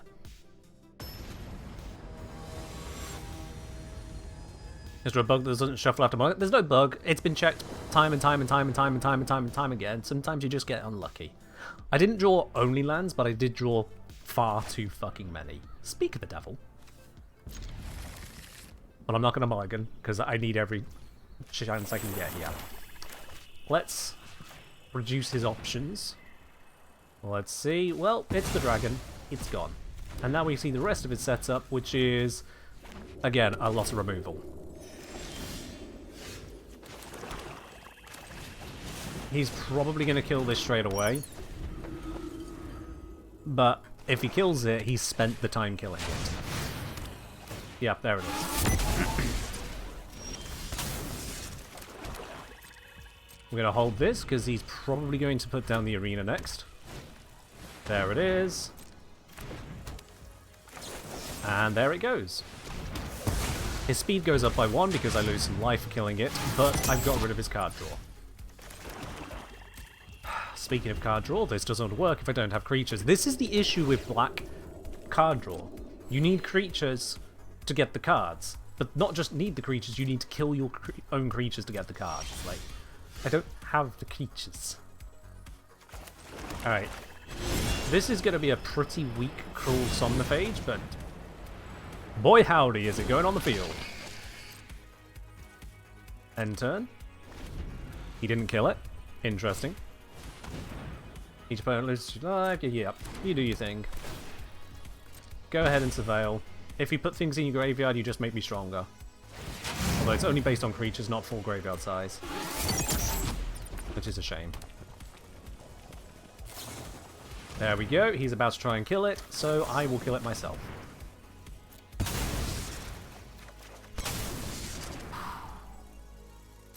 Go ahead and deal the damage. It ain't there, bitch. Oh, he's still got removal. If I put this down, it's dead. There's no point playing it. Let's see. No outlaw, vampire knight, outlaws. Nope. So that can kill this. I'm not putting it down. I'm not letting him take it away from me like that. I will wait for other stuff to hit the field first.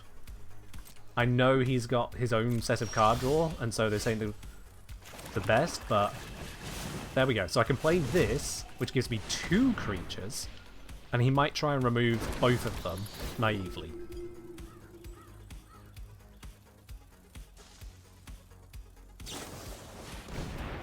Okay. I don't know if the offspring still goes off. We're about to find out. It does. Okay, that's nice to know. Is he going to naively kill that one as well? Yes, he is. Because he's got rid of that removal, we're down to 1 removal left until I can use Bloodthirsty Conqueror safely. 1 more creature, and I can safely play this. That is not a creature. Biggest Oofus.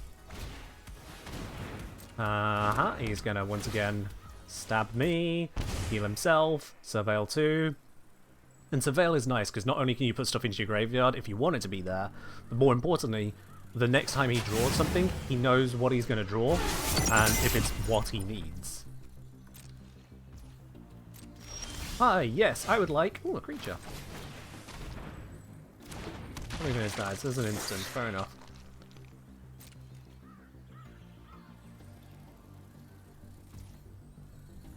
Alright. End turn. Now this creature can cause him to take damage at any time. I just need to spend a hell of a lot of mana to do it. Let's do it. Bap.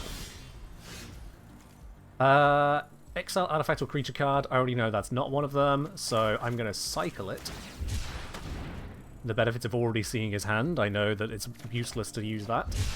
Here's a creature he is going to want to get rid of. And that'll be his last removal gone. There we go. So now I'm safer to bring this out. Not safe, but safer, because next turn, what's the chance he top decks another removal, eh?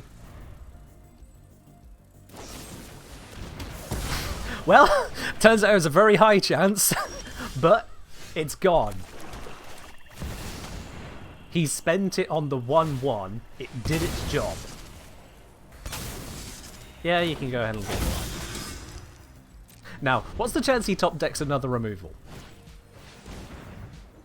For a moment, my heart sank. But that is not removal. It looked kind of removal-y, but it's not in fact removal. Okay, look, can I have the combo, please? If I draw a combo card, I instantly win. Just give me the combo card. We're at endgame now. I just need the combo card. Please don't you fucking exile! Please! We're no longer at WinCon. Okay, so now we're once again 1 card away from WinCon. 1 card away from WinCon. That is in fact not the card, so let's go looking for it. We're 1 card away from WinCon. That is also not the card, so let's go looking for it. We're 1 card away from WinCon. 1 card away. Okay. You had something the entire time? Okay. I have another... If he plays creatures, they're fucking dead.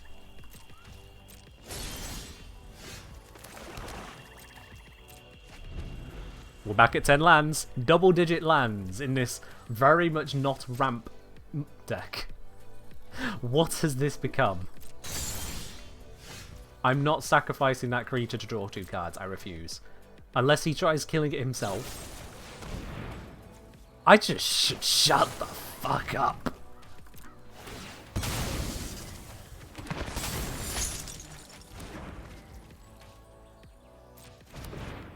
Well, thankfully he did that my combat step and not my end step, so now I can just play another creature. And play the land I found. What have you drawn this time? Is it removal? It's removal. Okay. This guy has so much fucking removal in his deck, it's actually painful. It is actually painful. I say that with 4 removal in hand, but that's because I've got nothing to remove. I'm not the problem here. You are not having card draw over me. No, not allowed. No. No, no, no, no, no, no, no, no, no. If we're top decking, we are top decking to the end.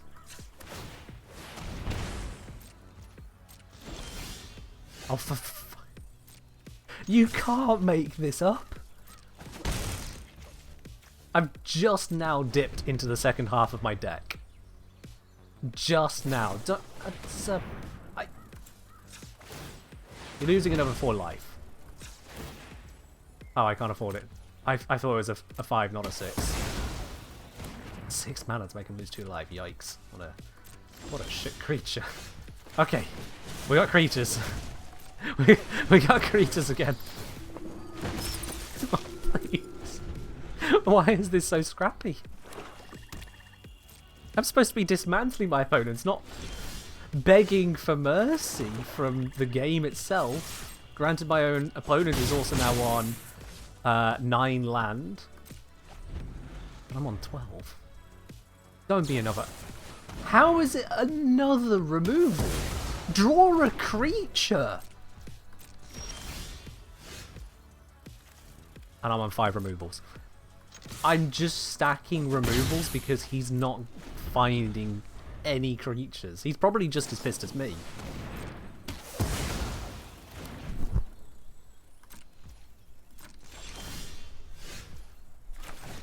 How? How? How?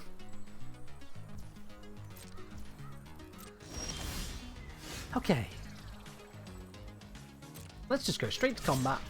Swing. He's now really wounded. And I can now have 3 creatures. And surely at this point he knows there is no winning. Because he can't kill this many creatures. You're kidding. You still need to kill a creature.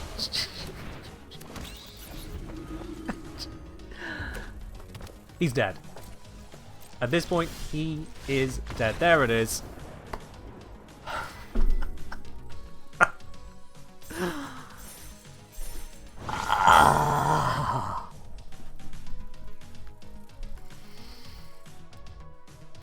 That was a struggle. I am in agony thinking about that match just now. Agony. Oh.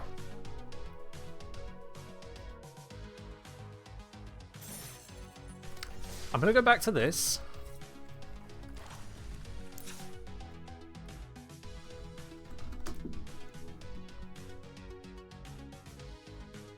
There it is. There it is. Engine Rat, you're out. Iridescent Vine Lasher, 3 of you, you're in. They're not Death Touch, so they're a lot weaker in combat. Whenever a land you control enters, this creature deals 1 damage to target opponent. If that's what the world is gonna give me, that's what the world is going to get. Bring it.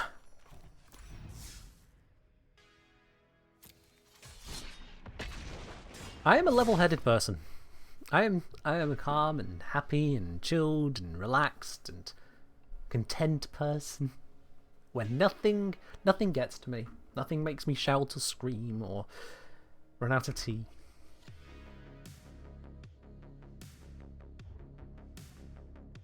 I even have really long hair. Yeah, it comes all the way down here.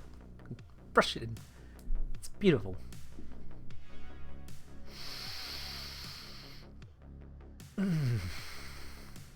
Oh, I am so calm.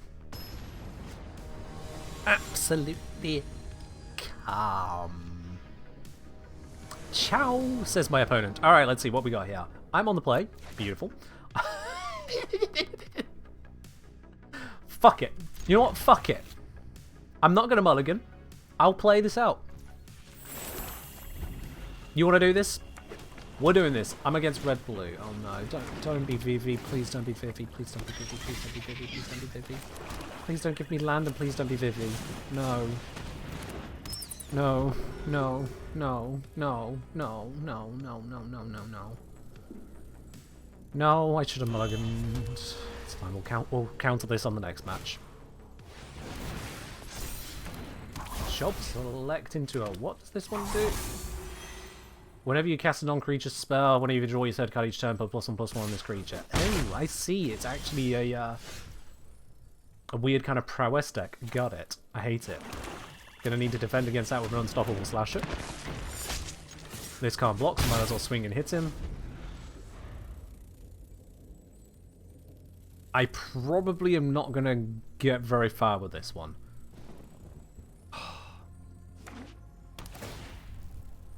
One damage to my face, that's just rude, but sure. What else have you got for me? Ciao.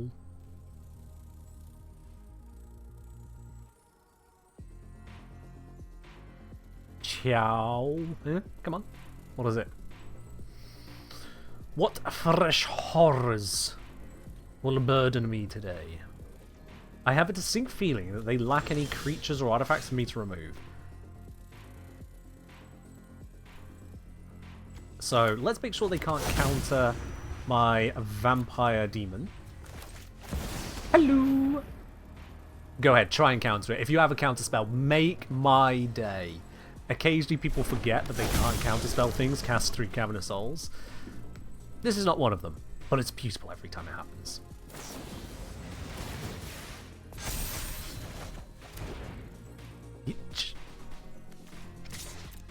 That's fine.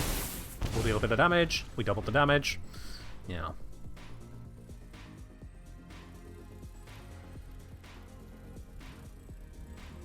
So he's bounced the slasher into my hand, which is a little bit painful. I'm going to need to get it back out, and then it's going to need a turn before it can go ahead and fight. He's digging into his deck to go and find himself some more cards. He's got himself 2 land on fields, which means he's very likely to be able to cast something else. Which means that Bloodletter of Aclazots now cannot block the 4/4, only the 3/3. If he swings with a 3/3, I just block it anyway. Because where are you going to get the extra damage from? No mana left, so I was safe to block that. Alright. Yeah, we put another one of these down, I guess.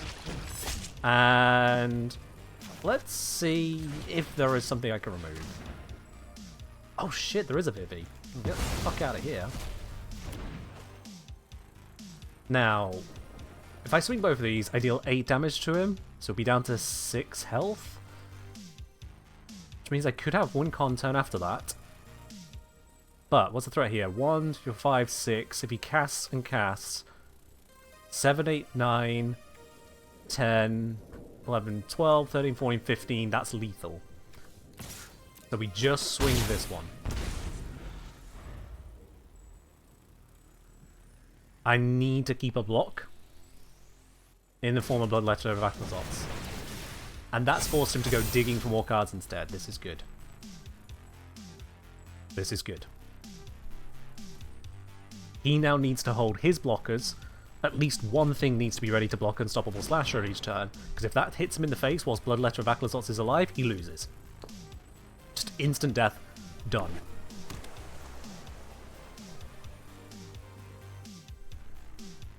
Let's see, let's scry and draw a card. That is, creature gets +3. It's only as a sorcery, so he can't trick me with it. He has to choose ahead of time which creature gets the buff. Instead, he's going to absolutely nuke my slasher. Understandable, have a nice day. And now I need to sacrifice my Bloodletter of Aclazots to stay alive, because he can swing with both of those. God damn it, he found some power. If that's going to happen, I might as well block the 7. Ow! Okay, that's not enough to kill either of these. That's a little bit too late. Put down you.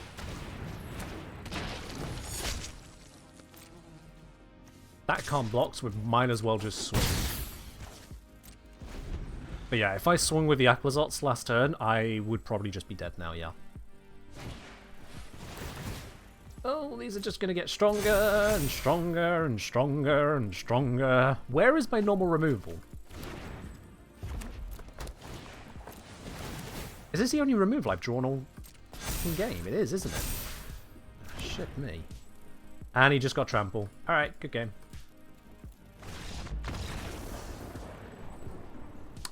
Nope. Okay, Koki. So, we need to make it where that does not happen again. With the setup he's got, I don't think I'm going to succeed in getting a Bloodletter of Aquazot's combo off. So let's remove those. And let's bring down a Starscape's Cleric. And let's have a couple 2 mana, a couple 1 mana removals.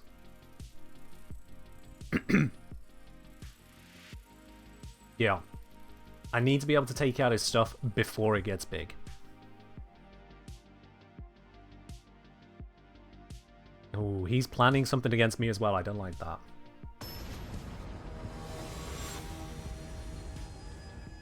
What is his plan here? Rather play first. No, it's not the greatest opening hand. One part of a combo, but that's about it. But we can attempt to dismantle him a bit, and that is good. We open up. Let's dismantle. What have we got? Let's... Bro. He's got a fucking enchantment, sorcery, and lands. That was not what I expected him to mulligan into. What even? Okay.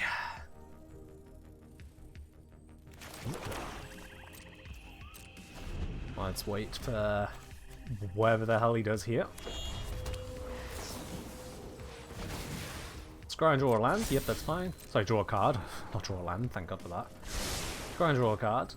And then when he goes to cast his next thing, I will run him down. Wait. Okay, that's as a sorcery, so I think he's just out here. Shit, he's not out. He's got something he can cast, which means he can protect it against nowhere to run. Shit. Oh. Oh, no, he full-on counters it. Motherfucker. Still no creatures. Well, this is gonna suck. At least that doesn't keep its power that he gains each turn, but oh my. Adam Alec, thank you very much for subscribing there at Tier 1, 47 months of support. Much appreciated there, Addy. Hope you're doing well today. I hope your luck is far, far better than mine. I swear, I haven't built this deck wrong, and it just feels like it doesn't want to play right. I'm not going to sack this into that just yet. There are going to be bigger fish to fry. So I'll take the 2 damage. Bro.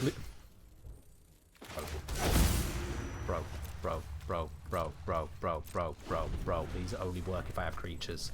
I need a...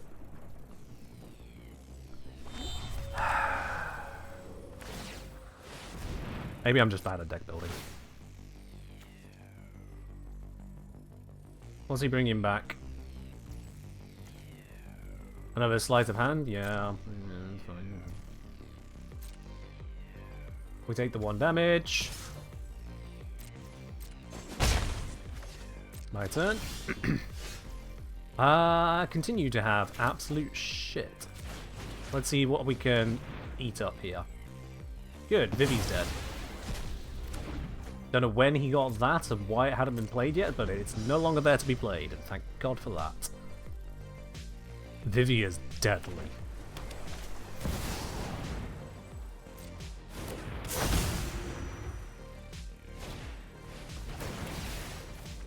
Is that a spell pierce? Shit. Gotta let this play out. I can't kill it just yet. Because spell pierce. And I took enough time there, he now knows that I have a counter to Vivi. So he's going to hold the 1 mana for spell pierce. Target non-creature spell? Alright, it can't just kill this.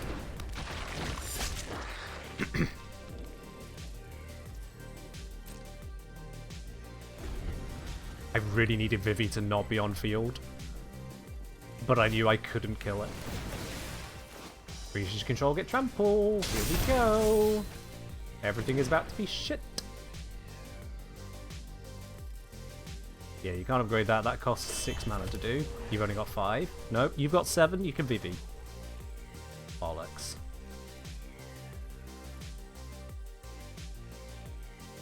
Does he upgrade it? He does. That's terrifying. Right. Has to attack us. He doesn't. I'm going to Corrupted Conviction, sacking this. I know it's a risk, but I need answers. All I've got at the moment is dreams. Dreams aren't good enough. I need answers. So let's get my 2 cards. I'll be honest, that's not really answers, is it?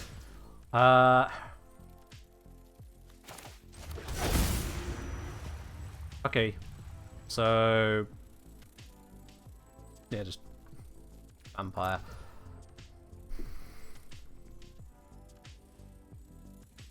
If I play the Bloodthirsty Conqueror, he then starts creating a bunch of red-blue otters with prowess, and has Vivi to just pop off with stuff, but he's limited in his cards. If I try for the kills, he'll counter one of them. The second one hits, but like, what do I hit? I want to hit that. But Vivi is also a threat. I don't really have a good answer there.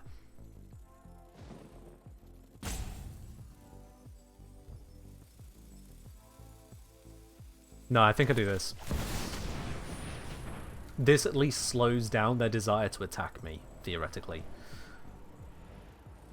If he doesn't pop off in the whole cycling of card draw, I'm in a better position. I don't know what that third card is.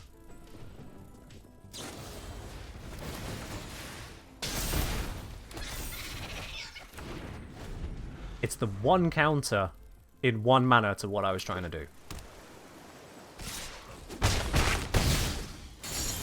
Cool. That's, you know, I mean, that's just how it goes, isn't it? Yeah. All right.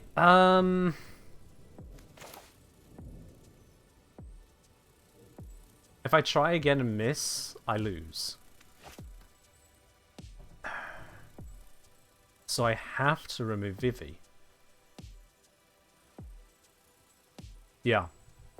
But if I go for Vivi with this, and then go for the enchantment with that, Vivi stays alive, he does 5 damage, I lose. I think I've just lost here.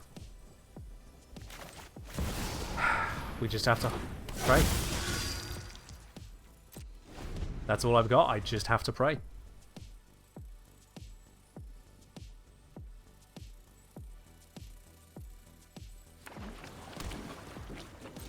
Okay, that's good.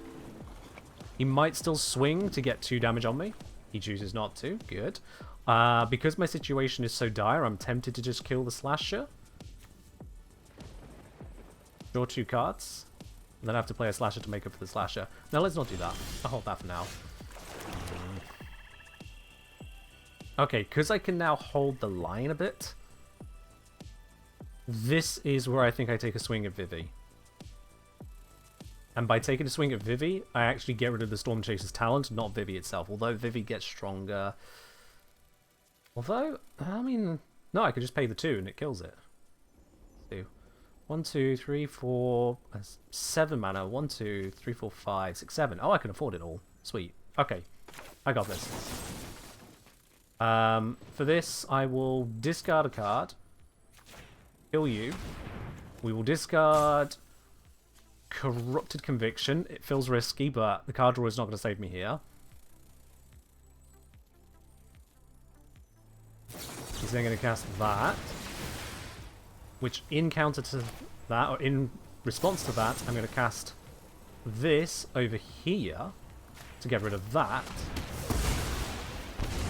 I lose 2 health. I forgot I lost another health from that. I forgot. I swing with this to gain 5 health. And I hold the line.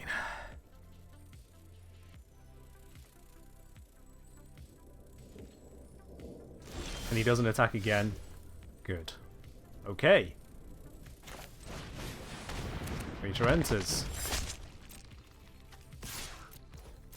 I gain another 5. The tide has turned. Oh my god, that got too close.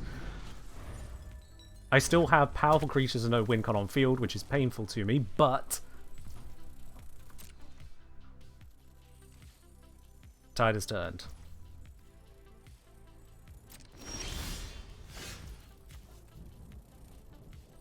At this point, I could attempt to remove his otters and just swing for the win. No, it wouldn't be enough. It wouldn't be enough. Welcome in Requiem. No idea what you were saying there, but welcome on in. Return it to me. Yeah, fair enough. Bop, bop, bop, bop. They get no benefit from that, and this just comes back out again, so... Thanks for giving me my blocker back, I guess.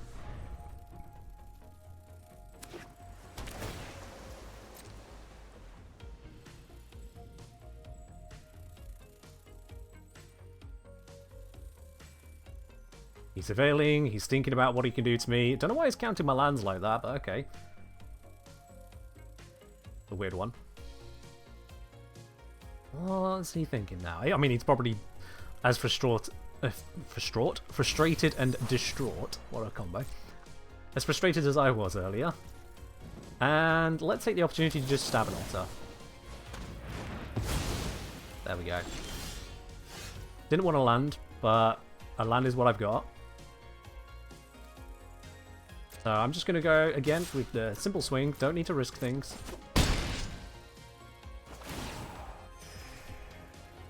Not even going to play the swamp, so he doesn't even know that I've got 2 playable options. Doesn't know that I've not got 2 playable options. Okay, so let's give him 2 more cards to play with. Typical blue-red playstyle. The thing is that if he can't get rid of my Bloodthirsty Conqueror, he loses. So he is digging for a way to get rid of it. It's all he can do.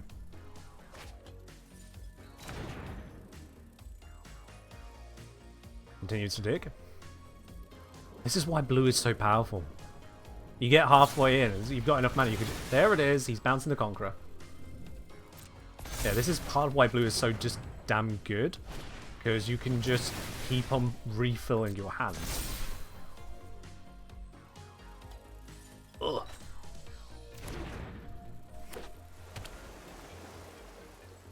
But if he swings me over those, he just swings into my slashes. Let's just take one of those out. They keep on being a threat, and I'm holding onto a card. Let's remove it. Alright, yeah, you can go digging for more stuff. 11 lands. Blimey. Alright, you're down an option. Okay, I set these both to Vampire. I have 8 lands. That's not enough to cast both of these. That's a shame. Swing!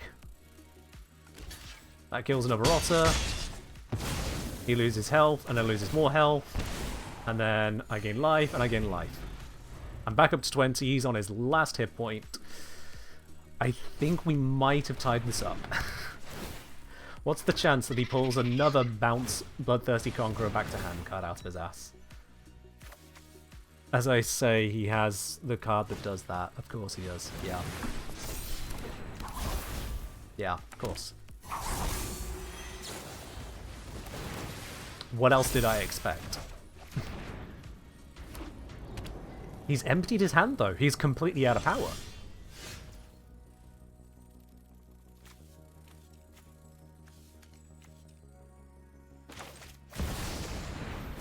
Well, in any case, he is completely out of power. He has to sacrifice both of his creatures here for no gain other than to just live one more turn.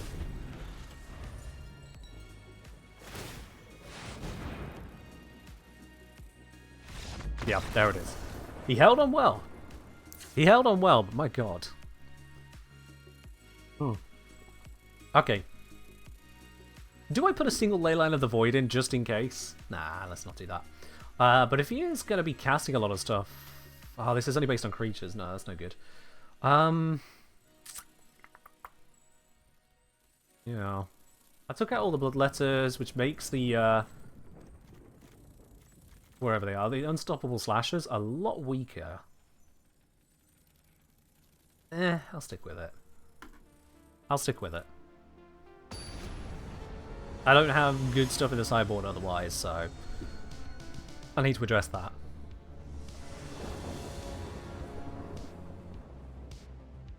I don't think Black has a creature that's just stronger based on stuff in graveyard, but... Like, if the opponent just has that much more in there, but I can have a look. This is terrible. Yep, that's 5 land, sack a creature for draw card, and a creature I can only cast on turn 5. Mulligan.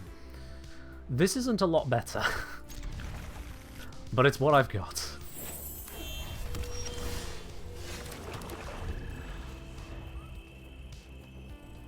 If I'm quite honest, I don't feel like I've got a good build in this deck.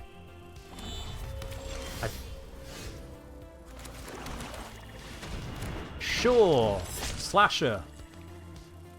Go ahead and use your 2 red to kill it. No? Alright then. Alright. Don't tell me you held on 2 red, now you can't draw blue. Don't tell me Broski is in a bad spot. That's the case.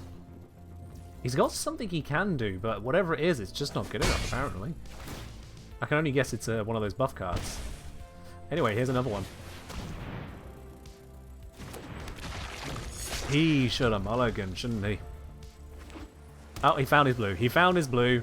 It's all good now. Oh shit, I didn't even realise these weren't mountains. They were things that are red until he has an island or mountain. Oh shit. Okay, I can see why he took it now. Now he's got all of his blue. So, fair enough. Alright, you got 1 mana left. What are you doing with 1 mana?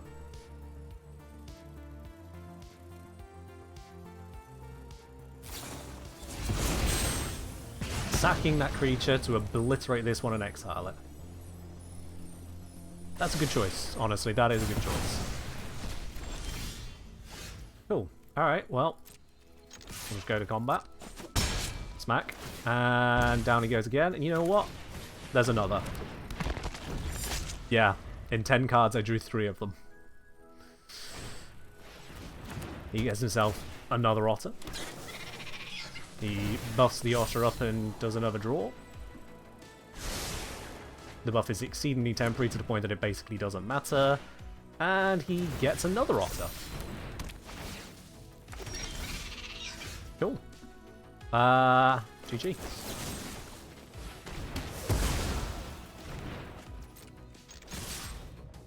He blocks 1, the other one hits him for 2, he loses half his health, and that's game. That was hard fought. In the end it worked, but that was wild. Don't know what achievement that was. Let's see. Nope, never mind, we're getting a card first. What the card? Riverwheel Sweep. Giant's attack here.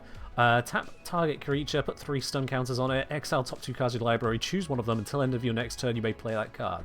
That is a lot of features built into one there. Red, white, blue, or you can cast it as low as... as high as 6 mana if you use 0 colours at all. That is a funky card. And what was this? Win a best of 3 match after losing the first game. Is that the first time I've done that since they added the achievements in? Wow. Okay, so... what did I have in this deck and what didn't happen? I don't think I saw an Iridescent Vine Lasher once that entire time. Which is a big part of how this deck operates. The Corrupted Convictions, they did give me some card draw in the end at times, but it feels like I was scrabbling for it.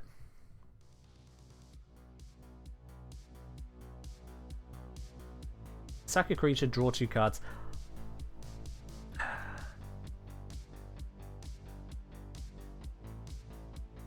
What if I just skipped the card draw at this point, to be honest?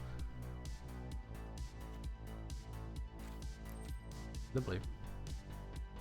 Not enough creatures gets convicted to go off. Yeah, that's what I'm figuring as well. It's like, I've got 17 creatures in here. Like, that's not a small amount of creatures, but I don't want to sack these. I don't want to sack these. I have been sacking, but don't particularly want to sack these. So that's already 10 of the creatures, leaving me 4 of these can become doubles. 3 of these, again, can become doubles. So yeah, that wasn't too great. So instead...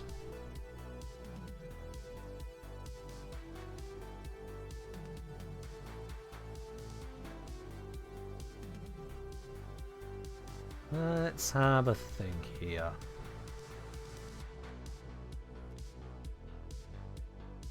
Don't mind the red card, it got banned in Standard. Too ridiculous for a 1-drop in Standard, which I agree with.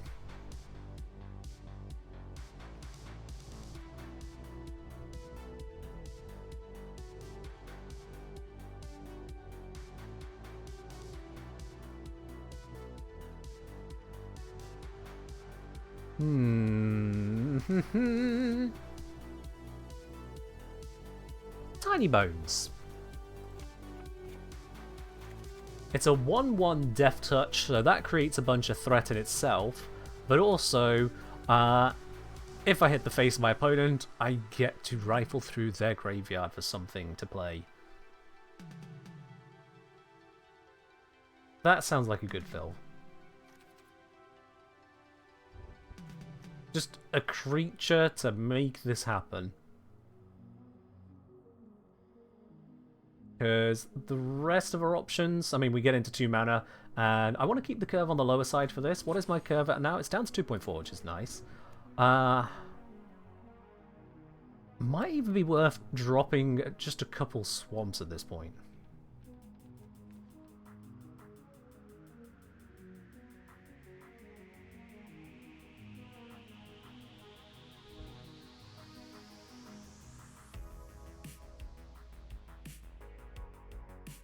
Do I go that route?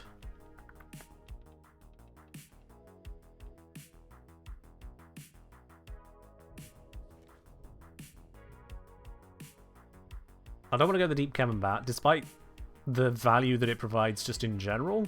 It doesn't really meld with the rest of the deck.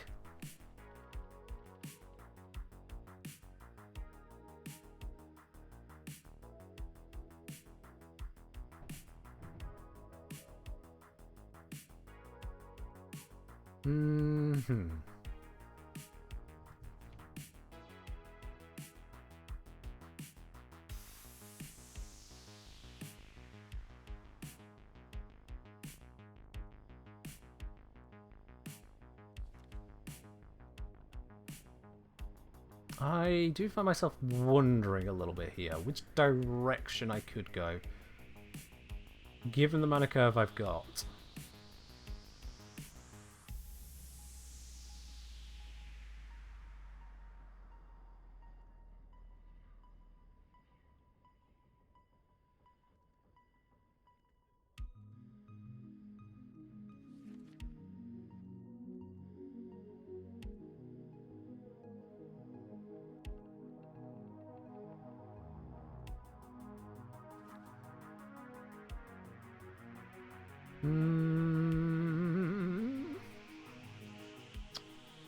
And we are through all the 2 manas.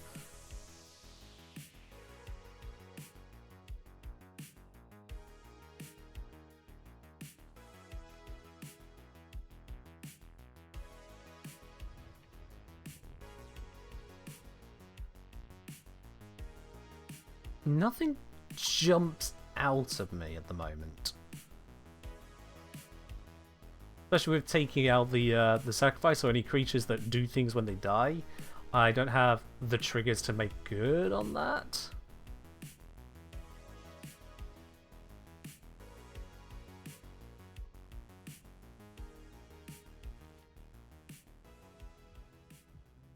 Are there any particularly interesting activated abilities at this tier? I shouldn't imagine there would be, but...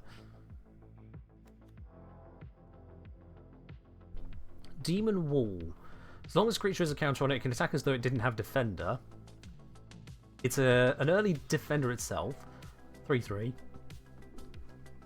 Once I reach 6 mana, it can become a 5/5 and start swinging away, and it can repeat that 6 mana build up. Not the worst, but not the best, I'll be honest. Not the best, no.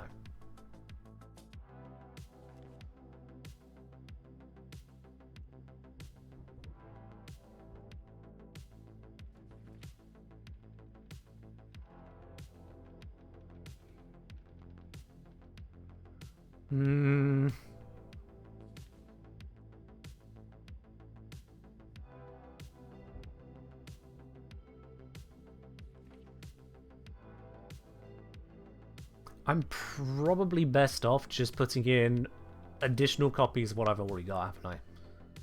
Yeah. Bloodghast? Let me just search it. Landfall. Whenever a land you control enters, you may return this card from your graveyard to the battlefield. Creature can't block, has haste as long as the opponent has 10 or less life. It does do a good job of just coming back, doesn't it? Doesn't block for 2 mana though, is... And you say this deck is surprisingly landfall-y. It is, just in the way that I've been drawing land. I'm looking at removing 2 land to put in some creatures. So that's kind of counterintuitive to that one. I see what you're looking at there, but I don't think that is the right way to go.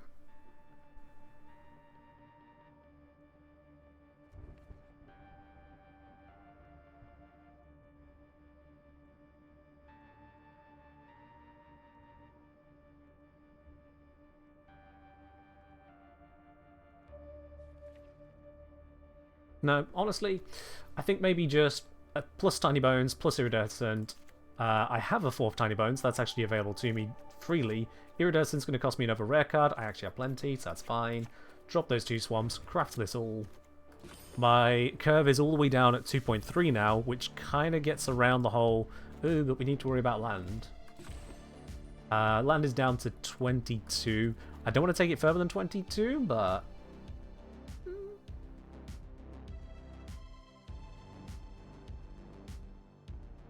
Yeah, and then in the sideboard, I've been holding on to these Ancient Vendettas because there's some things they counter. Late Island Void as well, but you know what? Late Island Void is not going to be anywhere near as useful now with what I have put into there. So what can we sideboard?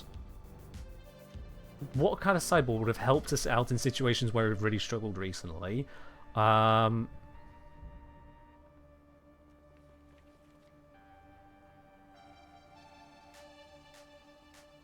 Honestly, if I'm in a situation where I'm struggling, if someone's got something nasty I need to just counter, a Deep Cavern Bat is the answer. So that's our backup plan. It can go in there like that. That's cool. And just a thought, the stabs are in the sideboard, but I have a lot of more expensive removal. I'm going to drop a couple of these into sideboard, so a bit of Triumph and Nowhere to Run into here. Bit of Triumph and Nowhere to Run. And then take the stab, 2 stabs out of there. And put them into main deck. Because I keep on putting them in anyway. This is brought my curve right the way down. Without removing the combos. So that theoretically should be better. But my card draw is now absolutely bunk. So let's see how that plays out. We're up against a Hogwarts victim. God knows what they're thinking of. Alright. We open up with the Tiny Bones here. That's an easy play. Iridescent Vinelash I want to hold on to because it's merely 3 mana to get a double copy of it.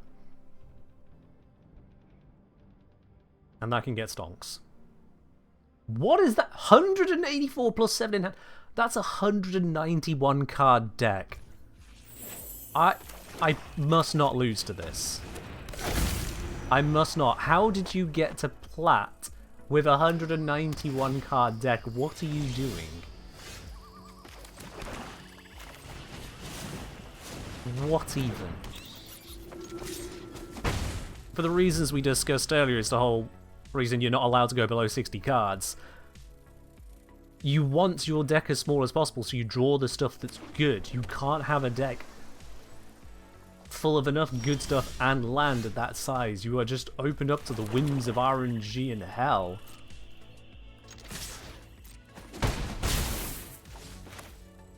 I'm terrified that I might have some kind of board wipe building up, but honestly, I'm building value and I've got extra creatures, so let's do it. You've got 3 colors. What are you gonna play? It's an engine rat. Okay. That wasn't your only card. You can play more than 1 card per turn. There we go. Alright, that's horrifying. Cryo Shatter. I can't remove that easily. Let's pop this down. We're just going to slap him and slap him. Slap. Slap. Let's stab that. That's just gone because it's kind of in the way and threatening. Gonna let the tiny bones get destroyed, which is fine with me, because I don't have good enchantment removals. And then I'm just gonna cast tiny bones. Again, I'm still at risk of a board wipe here. I understand that. But, fuck it, honestly. What's the chance they've drawn into a board wipe? They're bushwhacking to look for yet more land. They're 4 colours. And there goes another tiny bones. Understandable. Have a nice day. They're in 4 colours. If I see a mountain... I wouldn't be surprised at this point. That's it. So I've got lethal on field now. Okay. I no longer have lethal on field. Let's drop that one.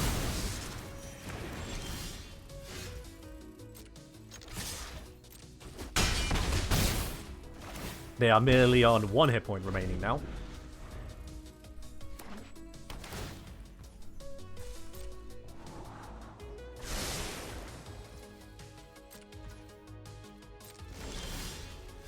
And that's stage 1. Don't play a 200 card deck. Just don't do that. It's a really bad idea. You can't shove all those cards into your sideboard and suddenly do better. I don't know what the plan is here, but the plan isn't to win. Yeah. I certainly in a best of 3 where I can't get screwed twice too easily against someone with such a deck. This one's going to be a win. I say that and I'm jinxing myself, I know. But the odds are certainly in my favour.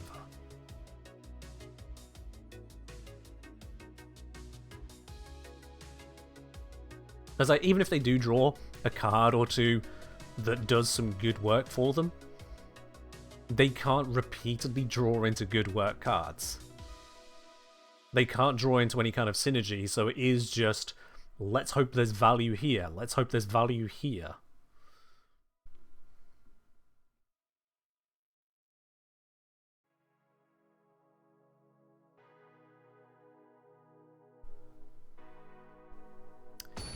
There we go. Took them a moment to think their way through their changes, assuming they were actually at their computer. Waiting on my opponent. Do they want to play first or draw first? With a deck that big, they might even choose draw. Nope, nope, they're playing. Okay. I mean, that's just the correct choice, but you never know at this point. They've mulliganed. I am so going to have to see what they are playing at. You take another mulligan. Turn off the TV. Could be distracting them. Turn off the light as well. Okay, only 1 mulligan. Tap land, green white has come out. Understandable. They're scrying, it's really important. They're happy with what they saw. They left it on top. Interesting. let's go have a look at what you're so happy about in your hands. What did you mulligan into that you're so proud of? Well, that Silent Hall creature is gone. They now have a -2/-2 and a bushwhack and blue, so they can't actually play the stab at the moment. So I guess Tiny Bones. Yep. If they draw into summon black mana, which is an if. Motherfucker. Alright, so Tiny Bones is dead next turn. Understandable. Have a nice day. Might as well just swing it now. Yep. Oh, and bring out the Unstoppable Slasher. I don't know what instant they're holding on to because they can't cast these ones. So what is that card? You're holding something. That one right there, you're holding it. What is it?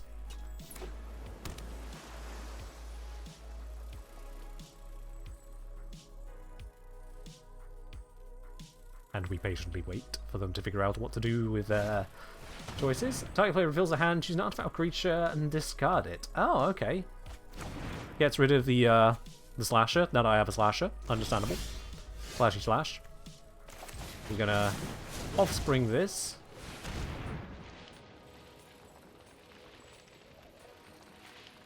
Because he's done that, he can't kill any of my creatures, so they're just gonna all sit there. Out comes the land. That triggers in for another bit of 2 damage. And then we swing for 3. Bring him to 15. Unless he's got... Oh, he's got something. He's got something. And... For goodness sake. Mildly tired of seeing that card, but there we are. Fair enough. 1 mana bounce. Understandable. I'll come back later.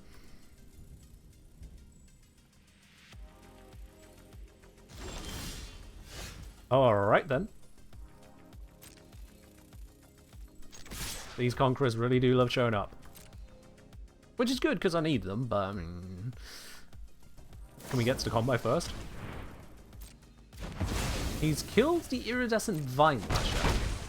The one that deals 1 damage, and an extra 1 when I get a land on field. I suppose he's got absolutely nothing in it. Oh, I played the wrong fucking card. Okay, I got complacent. That's on me. That is on me. Why did I do that?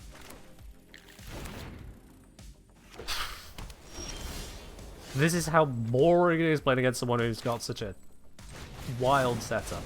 I'm losing my mind. Excuse me. Oh, creature on field. Swing.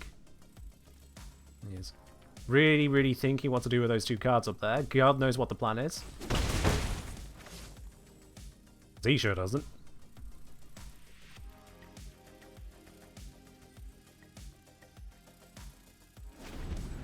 If I draw land next turn, I think I win, unless he has a bounce.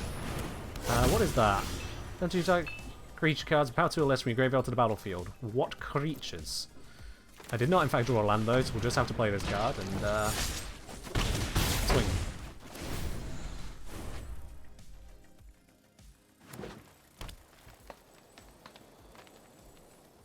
I'm actually impressed he's drawn enough land to do what he's doing. He just gave my creature a buff so that he could draw a card. He is really... What's even...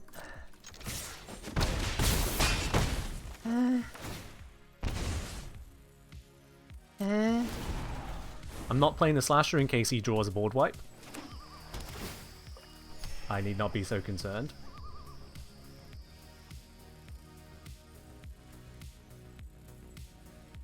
Well, that's game, isn't it? Yep, that's game. There is nothing you can find in time. I wouldn't even say good game, that was just weird. Alright. I kind of want to be able to reach out to that person and ask them, what was your plan? What was supposed to happen here? Because I don't see it. I'm going to be back in just a moment. That was really confusing. BRB.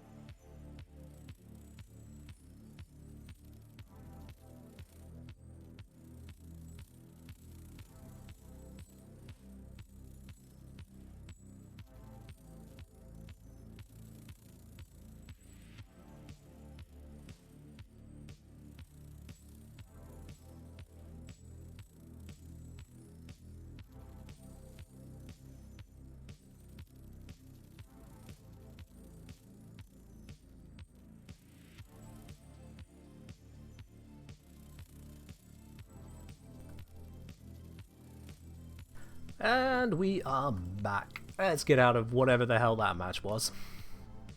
That wasn't a match, let's be real. I don't know how that game happened. I don't know what that person was planning, but it did not work. The only thing I can imagine is if they were hoping for some kind of deal damage based on cards in your library or something. I don't know what they were trying to make happen there. But it didn't, is the simple truth. It didn't happen. So we continue.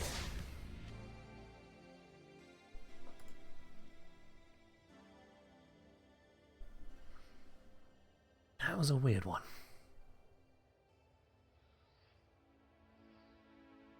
Howdy. We wait for another match to show up.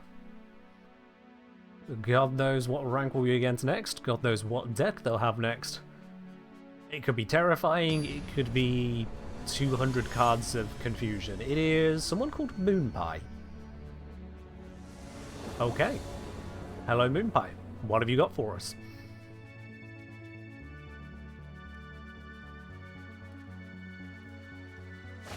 Opponent's going first.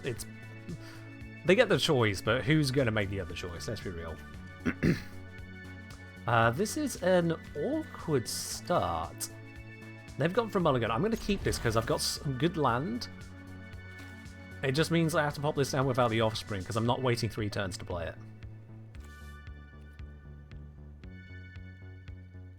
It's an awkward start, but we'll take that. They've gone down with just the 1 mulligan, so they've got 6 cards that they're hopefully happier with than whatever the first 7 were.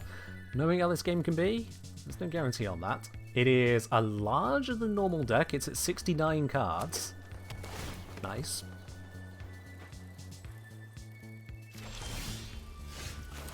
And I do have 4 land available to me, which is getting a little bit silly, but hey, I've got a landfall creature to start with, so how bad can it be? Blood Letter of Aclazots is available to us, turn 4. Quite likely Bloodthirsty Conqueror turn 5 as well, which is a fun one. Dragon Sniper, interesting. Oh. Slap that in, and let's see, do you want to trade? Nope, alright then. I particularly don't want to trade either, so the fact that they didn't want to trade just kind of works for me. Ooh, Hello Alchemist. Not seen that in a hot minute. That's an interesting little ditty. Alright then. It's a shame I didn't have that instant ready to go. Unfortunately, if I hold on to it now, they're just going to play that next turn and then they'll sack the Dragon Sniper and not that, so it is what it is, but I'd still go for the trade if they're going to make it available. You never know. Ooh, they do give us the trade. Lovely. So yeah, I lose my Iridescent Vine Lasher. But now, they're likely to put down something bigger for me to tribute to hunger. I can get more than a 1 life value out of that. Let's see, what do they play? Preferably something even bigger first, so I can get a super value, but it's probably just going to be Aloe Alchemist, which is still a 2. Still a 2 on the return. Yep, there it is. The max I can get now is 2. If they cast another creature that's smaller, I will cast it straight away. Ah. I'm going to let that resolve and see which they pick. I would like the Mossborn Hydra to die, but it's probably going to be the Aloe Alchemist. Mossborn Hydra is terrifying. Yeah. Dealing with that one. Alright, Blood Letter of Aclazots on field. It is unlikely to survive against a Mossborn Hydra, depending on how they play this.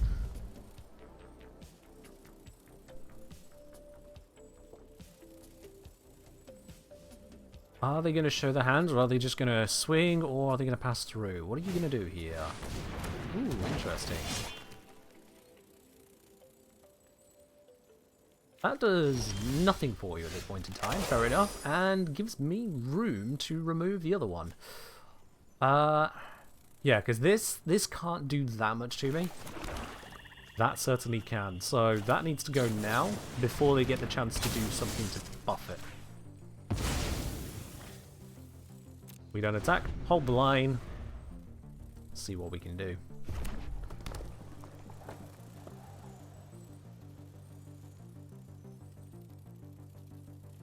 Next turn, I can bring out Bloodthirsty Conqueror.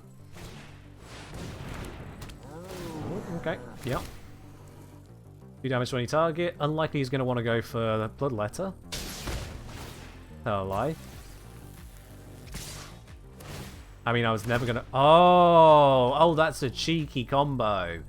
That's why he went for Bloodletter. Got it. Cheeky. Well played, well played. Don't like that. I don't like that enough to say that he's got plenty of mana, so I'm not scared about that. Roxanne deals the 4 damage as is, but whenever it attacks, creates another one that deals 2.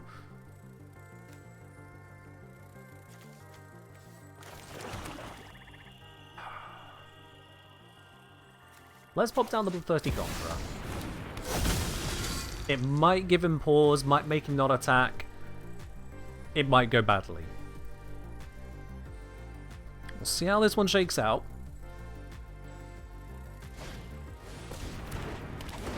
Alright.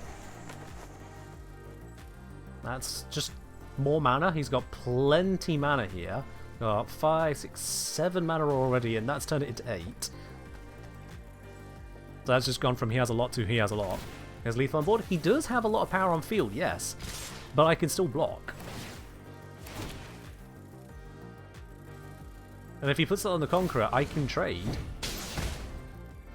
to prevent that continuing to happen. So unless that one card is a protection card, which knowing my luck it is, that goes out. And he's not going to get any more of these so easily. Now I can pop down this, and in a pinch, I can also kill something with that. In a pinch. It does still cost me 3 life to cast it because I don't have another card to discard. It's part of the gamble of running Bitter Triumph. It hits any creature, any planeswalker, so it's a very broad hit, but there's an extra cost behind using it. Whereas Shoot the Sheriff only goes for creatures, and then only non-outlaw creatures, so it's much narrower in that regard. Okay, this is good. My opponent is struggling for options. I'm low on health, but do they take that opportunity? They do not. Good. My turn. Okay, I'm going to take this opportunity to see what's in their hand, see if I should be worried about it. There's a good chance this is going to flub, but it still tells me if it's something I need to be scared about.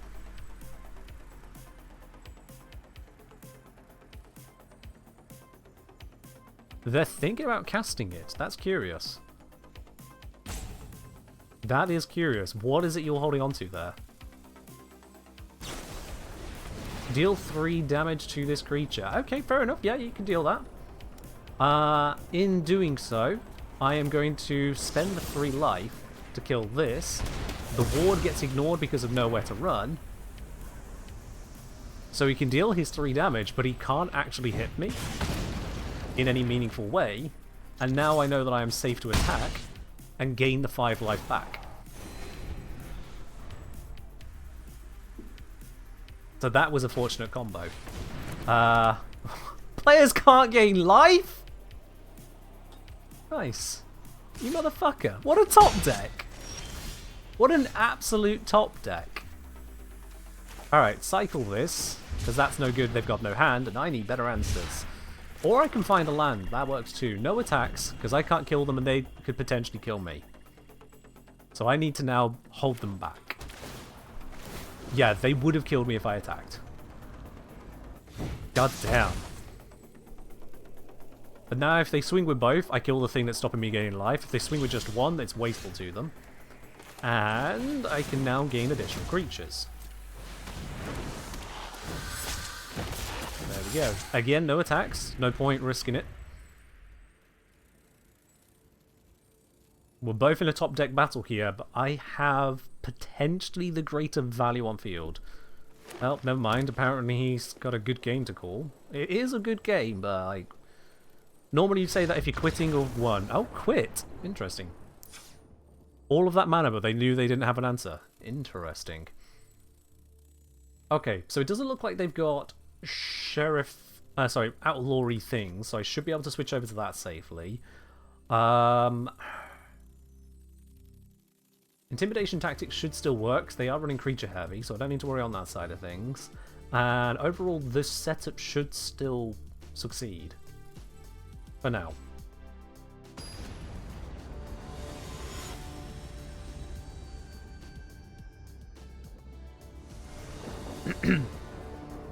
Okay. Waiting on the opponent. They're going to choose who goes first. Most likely, of course, themselves. There it is. That is an opening hand I could be satisfied with. 1 mana, 2 mana, 3 mana, 4 mana. I mean, beauty. As far as a ramp in hand goes, that is a good open.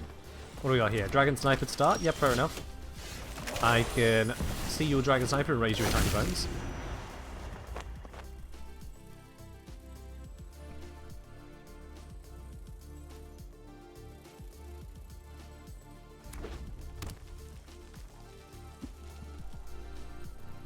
Now, I'm not going to attack with Tiny Bones into Dragon Sniper. Oh, never mind. Okay. Fair enough, Tiny Bones is out. Tiny Bones is out. I'm going to pop that down. Hold the Shoot the Sheriff. Because they might play something worth shooting with it. If they don't, then I will just stab the Dragon Sniper. Yeah, let's just stab that now. Good. I was right. This person does not strike me as the type to try and hold back. Now, they spent their 3 damage target to target there. They're unlikely to have a second, which means Unstoppable Slasher can combo into Bloodletter of Akhlazotz. If they don't put a blocker down now, I can just win. There are so many ways they can stop me. That is one of them. That is one of them. Alright. Let's do... I was going to say a single Vine Lashering to shoot the Sheriff to get full value out of it, but I mean, we'd lose out on the value of the second one of those. You know what? Let's force the trade. Fuck it. Let's force the trade. You have to block now. There's not a choice. You have to block this one. Yep. I lose my creature, but it comes back. He loses his creature. It doesn't come back. Next turn, I can fully cast Vine Lasher, get the 2 of them, pop down the swamp, still have the mana left to shoot the Sheriff, which will give me a total of 4 creatures on field, and holding enough mana to deal with something they do. Never mind, 3 creatures on field. Oh, hi! We'll cast that one later. It'll be a cheeky little surprise.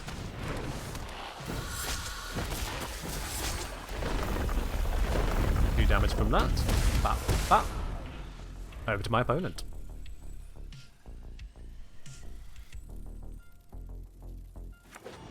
Somehow I have more land than a player in green, and goodbye to you. Players can't get it. Life counters the combo, and they've given up. Yep. That just put us into platinum. Red-green is a tough matchup against mono-black. It is a tough matchup, especially if they're going for bigger stuff. Black has a lot of answers to creatures. Oh, that's a horrible card. I hate playing against it. Target opponent exiles a card from their hand, and then they can do it again later. A deck built around denying your hand is painful to play against. Anyway, That went well for us in the end, so let's continue into the next match.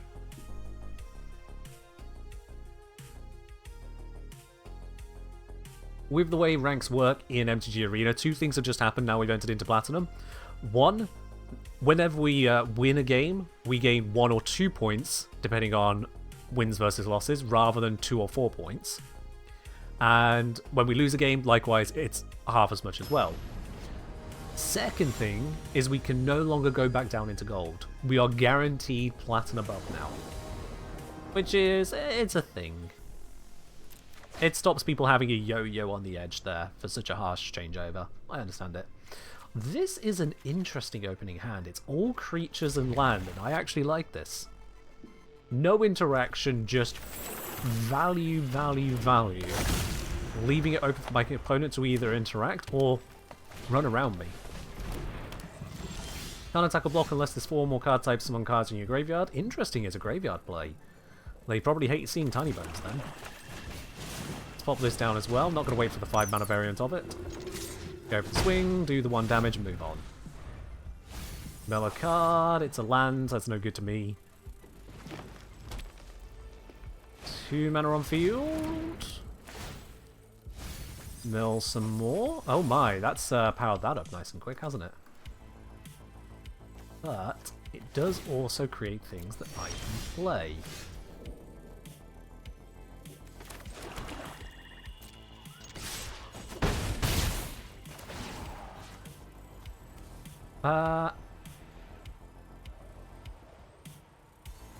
Yeah. I'll take that one. Thank you very much. You can gain your life. I will gain a creature for free. Free. A creature I don't have to pay to cast, and my opponent has already given up. This is good. Wait, 2 points? Oh, they fully gave up. Okay, wow.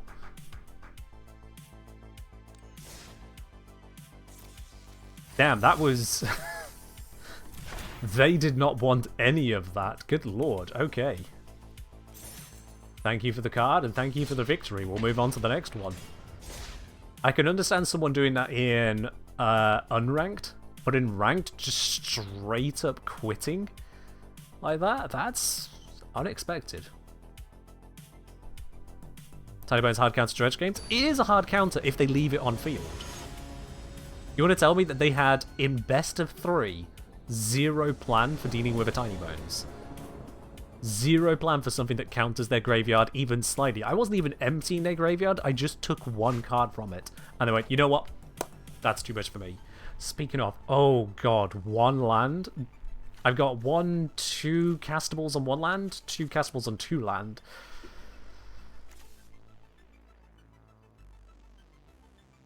I shouldn't do this. I shouldn't do this. We brought the curve down. Can I pull off a 1 land start? Yes. Yes, I can. Can I get fed with 2 lands? What are we playing against here? Oh, that is horrifying. Okay. They only have the 2 lands in hand at the moment, so let's get rid of the only 2 land item. And just be aware that we've got some Screaming Nemesis incoming.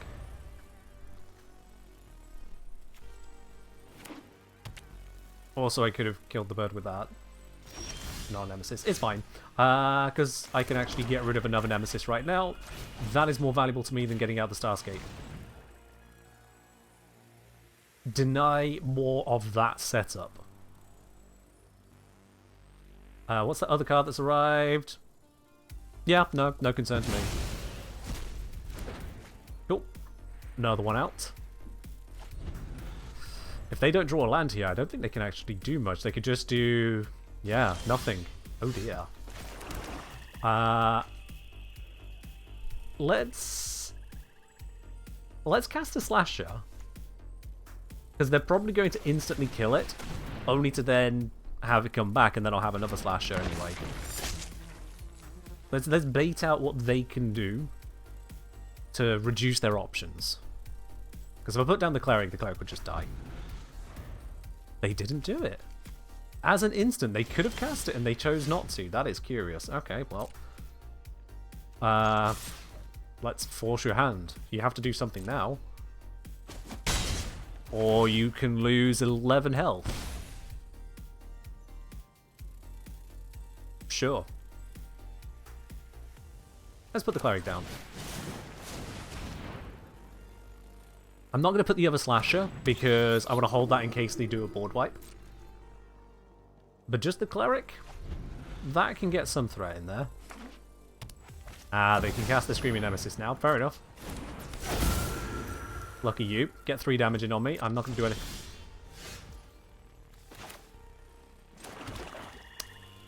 Well. Let's kill the Nemesis.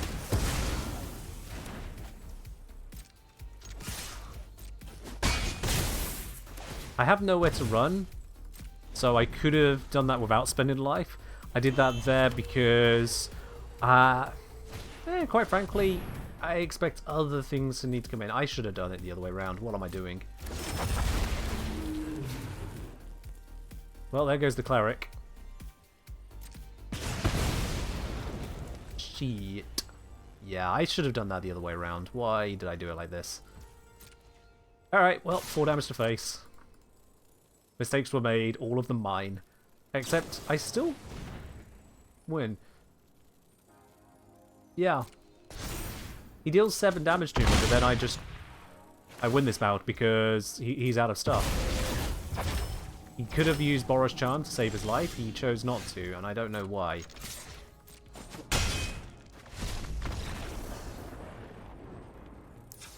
Well, that was a choice. That was indeed a choice. Let's take out a bit of Triumph for Shoot the Sheriff. Or should we do that twice, given what we're up against? And continue. My opponent got a little bit unlucky at the start there. That I could open up with just tearing 2 cards out of their hand before they could even think of casting them. That was unfortunate. They might be sideboarding with that very idea in mind. Let's see what we've got. Also unfortunate that they opened up with no 1-mana creature, which, when you're playing a fast red style like that, that's gonna hurt.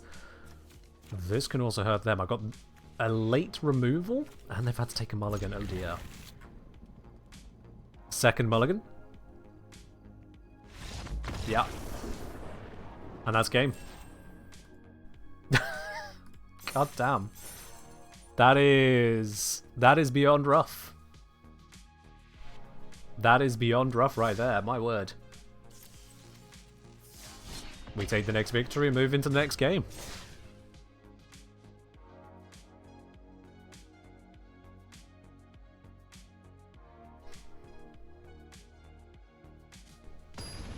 I'm glad that this deck has shown that it's not completely useless.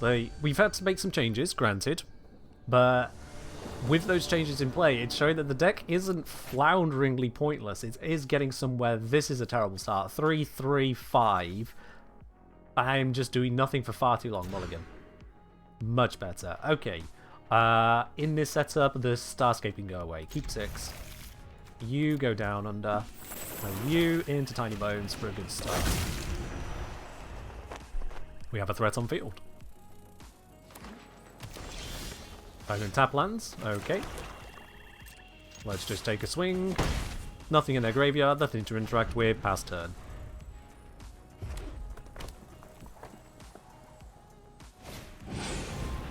Well, there goes Tiny Bones. Fair enough. Quite honestly, fair enough. Let's bring this up onto here. We'll just say Vampire. This ain't the Vampire, but the Vampires. Honestly, it only matters against blue, which granted they have, but they were tapped out. Ooh, hello. Fenrir. So they get themselves another land. Nice bit of cheeky ramp. We're going for another mountain. What a curious choice. Okay. Well, let's get that out of my way. And because of that, I can now swing, hit, and bring them right the way down to just 8 health remaining.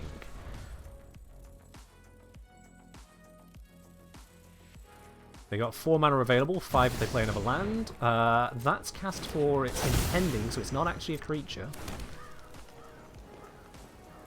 So for 1, 2 mana left? Okay. They've got a lot of ramp, got a lot of power going, and they have a second one of these. 4 Unstoppable Slasher, down it goes. It'll be usable again in a couple turns' time. And I am going to have a look as to what they are building towards here. Well, Terror of the Peaks, that's gone. Thank fuck for that. That is a terrifying card.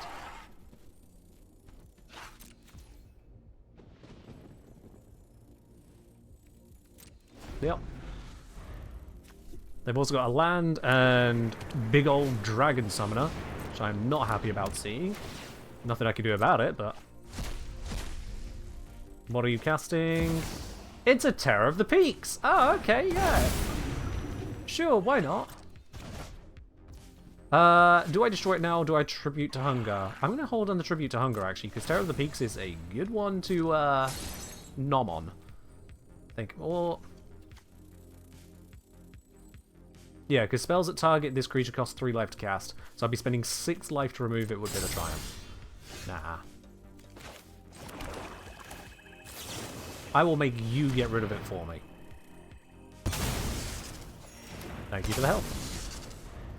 This does leave me vulnerable to the next instance, because I've got no mana to work with. Oh my god, that's back again? Stop! Cease! Desist! What's he just got?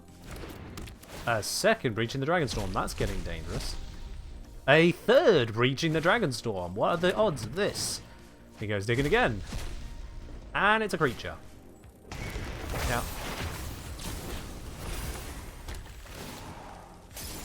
That is nearly on field, which is a threat.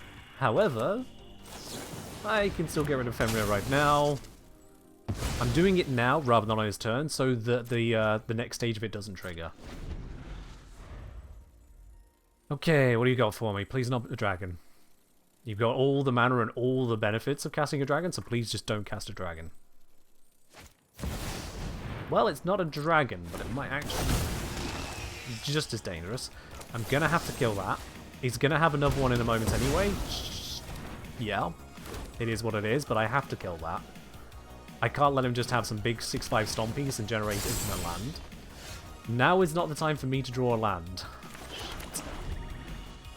I'm not going to hold my hand on this one. I'm not going to fake like I have some amazing play here. I am just in a bad spot. Oh, you can search for a dragon? Holy shit. With these 3 on field and searching for a dragon, this is going to pop off hard. Oh no. This is going to pop off hard. When it enters, destroy an enchantment or artifact. It's not a bad one to lose. But those 3 go back into his hand. He's got 1, 2, 3, 4, 5, 6, 7, 8, 9. About to attack 10 land. So he can cast 2 of them per turn now. And I draw land. Yay! I swing. He blocks. Yay! Maybe I didn't need to swing there, honestly. Maybe I've left myself more open to threats, but... At this point, I'm just kind of fucked. Oh. Well played on that. Yep. How many times has that same card hit me this one match? And what did you just find? Huh, a Starfield vocalist. Fair enough.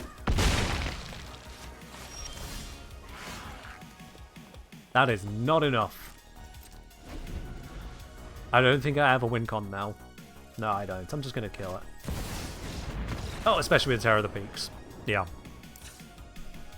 Okay, so that is terrifying, and I need counters for that stuff. Absolutely. So, Iridescent Vine Lashes are not going to kill this guy. I'm going to bring 3 of those out for 3 Deep Cavern Bats. And you know what, actually? Actually, up this end, I'm unlikely to get through him to do the Bloodletter slasher play. So let's take out 2 of those and put in 2 Ancient Vendettas. Only 2 means it's not likely to come up, but if I can get an Ancient Vendetta, I can take out that card. What is that red card called? Shit, what is that red card he was playing? The 5-mana red card. Ah!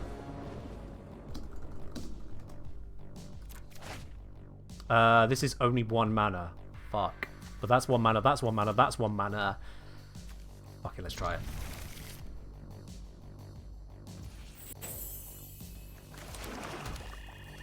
Okay, first of all, remove what he wants to use to start building up. Let's see here. Destroy, blah, blah. The most dangerous to me is Terror of the Peaks. These are bad, but that's dangerous. Something Dragonstorm? It was something Dragonstorm, wasn't it? Breaching Dragonstorm. That's what I'm trying to counter. Okay, haven't drawn land. That's unfortunate. Here's the first thing he's going to remove. Assuming he wants to build into removal like that, but yeah. Maybe I shouldn't have taken a single land hand, but it's worked out. Creature on field.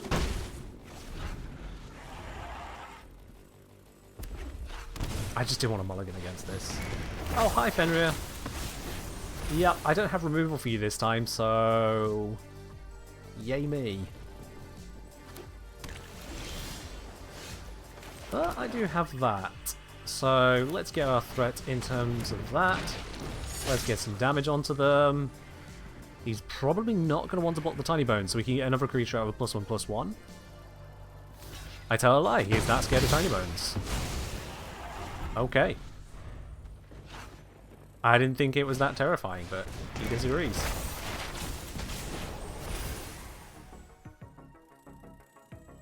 It's a shame he had another creature ready, because, oh, the game is taunting me with this one. The game is taunting me. If I play that, he will have to block. Whereas if I play this one, he may choose not to. Yeah, let's play this one.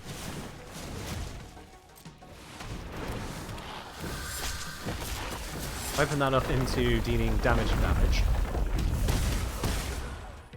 And then take the swing with these. He might not block with Fenrir. Okay. That's a shame.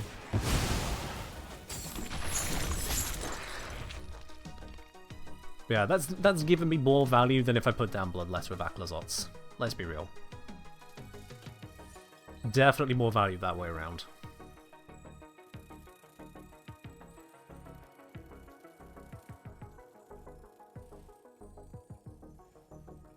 So what's his next game plan? He can do a lot of things from here.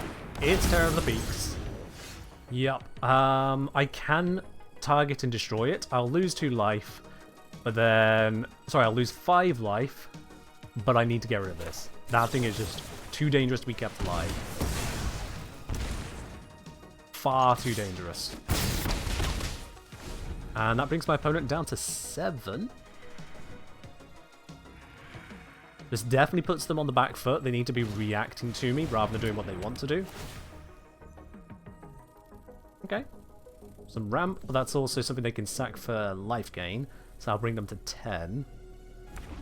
If I draw land this turn, I might actually just kill them.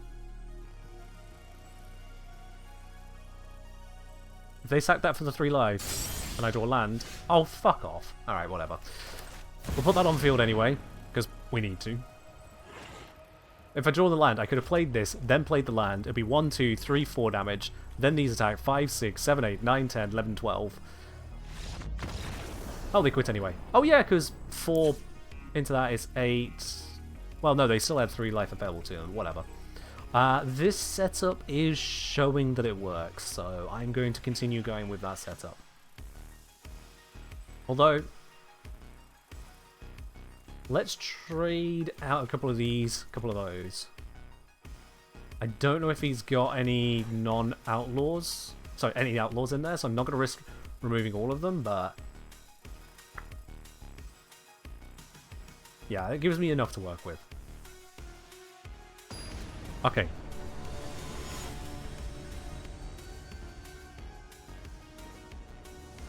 Let's see how this goes. That is a holdable hand. I can play those 3 straight away. One more land I can play into that. That's a good power start. Just gonna keep clicking things around the place, don't mind me. Tap land to start, that's fine. Out comes good old time codes. Next up I want to have a look at what's in their hand, see what I can steal. Now the tap land works for me. Let's have a look. Slow down your next play. What is most dangerous here? It's the one that deals damage. Get that out of the way, because otherwise it just shoots either the bat or the tiny bones.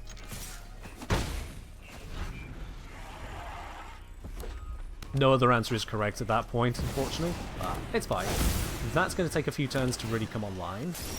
Gives me time to play against this. Again, I've not drawn a land, so I'm going to play 2 1-manas here. Let's first get rid of the Terror of the Peaks. As if you found another, you bastard. But one is gone. Get this out here. I'm still fighting with 2 land against their now 4, soon to be 6. Because there's 5. There's 6. Oh god, he could cast it entirely. Because yeah, it's only a 5-mana creature. God damn. So yeah, let's lash him. And we need to get that out of the way. Thank you very much. And not leave that on field. I wish I could cast that, but can't afford it. Yet. If he doesn't put down a blocker, I can do it next time, but he's going to cast Terror of the Peaks. Of course he's going to cast Terror of the Peaks. There it is. Yep, that's fine. That is fine. Pop this down. He takes 1 damage. I'm going to pay the 3 and the 3, so I'll take 6 for killing this, but it's dead. Hit, hit, hit. And I can't cast either of these, so whatever. But I gained 1 back. He's about to have his other Overlord turn into a creature, so that's now a new threat, and I can remove it. That's good. So, fuck yeah, let's remove it. Before he gets even more value out of it. Don't tell me you've got a counterspell on that 1 card. Okay, he did not tell me that. We swing. Thank you. Still can't cast that, but that's fine. Yep, he's searching for his own dragon. Ooh. Arch Enemy Charm is so good. Yeah, it's a lovely one. I've only got 1 of actually in this deck, because it is still expensive for what it achieves. Black, black, black. Yeah, I'm in mono black, so it's just a 3-mana card. But being able to remove something is quite nice. There's alternative modes as well. Ooh, okay. So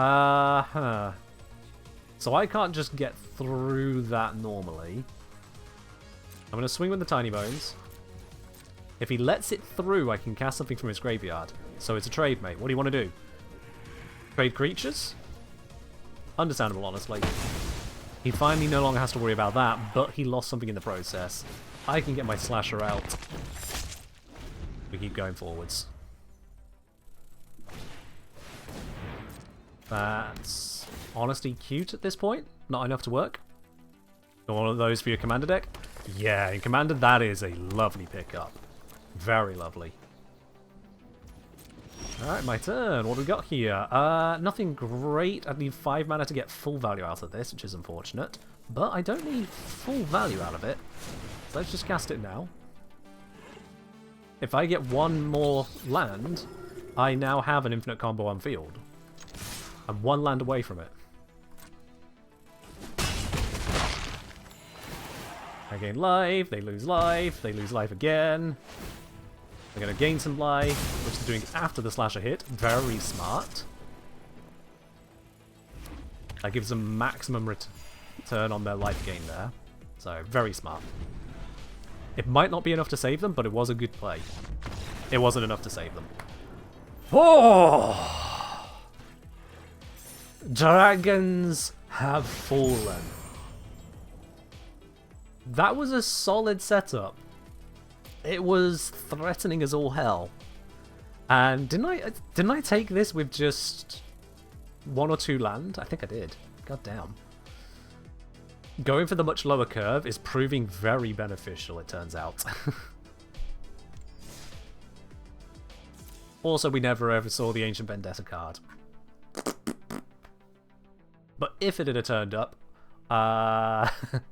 then I could have potentially stopped a Dragon Storm that never got played in the next game anyway. So, good game. I specifically teched against something that then never turned up again, and my opponent is probably more pissed about that than I ever could be. Red Cooper Kid 1331. What have you got? What have I got? Oh. I'm not playing that on 1 land. No, mulligan out of that. This is much better. Okay, I can play this. I don't know what they're playing to know whether to do drop this or drop that. Because I want the 3 land. Or do I? No, I can draw a land. He says. I can draw a land. I will keep these, as much as these 2 aren't castable if I don't draw a 3rd land. Keeping both of these options and both of these, once I get the land, I think is a better play than dropping one of my removals. Because a 4th land would just suck in comparison. My opponent is really thinking about their situation. Okay.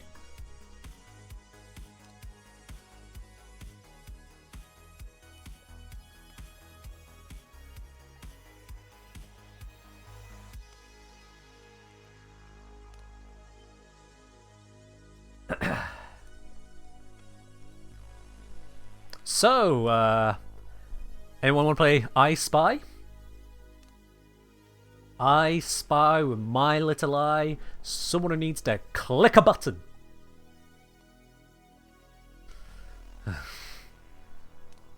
The new Not Spider-Man set should help this deck. I've not actually looked into any of the cards that are coming on that set. I just haven't kept up with what is due to arrive, but could be interesting to look at. Oh my god, they're roping out here. They just finally realized. Okay, cool. Keeping this. Put the swamp away. Play in. Tiny bones.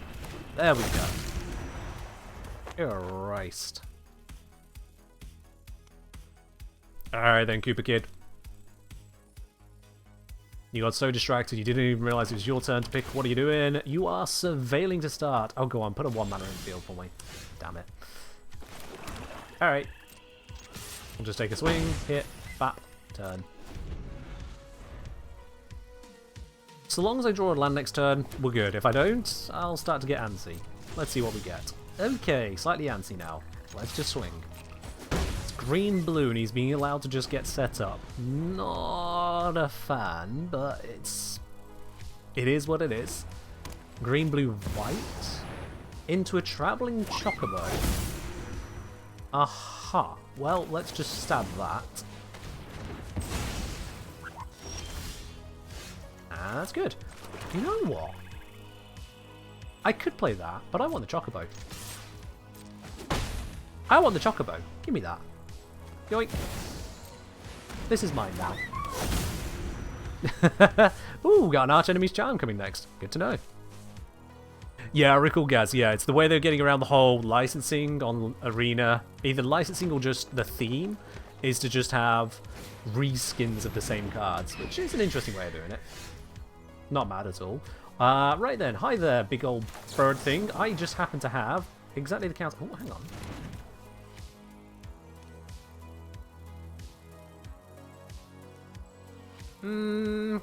Yeah, let's just swing with the Chocobo. See if he's dumb enough. Because I can get life gain out of it as well. Nope, alright. We'll get the damage in. And let's gain the 5 life out of it, actually. Yoink. Oh, oh, that's a nice chunk of life right there. I probably should have done that first. Oh, I couldn't cast it. I don't have the, I wouldn't have had the mana in any way whatsoever. This, when this enters, create a 2/2 bird. Whenever land you control enters, things get plus. Beginning of first main phase, control form or birds transform into another bird. This person really, really wanted to go bird tribal, didn't they? Okay. I am still not drawing land, which is a little bit of a concern. So I'm going to go full swing. We've got the Archenemy's Charm here to save Tiny Bones.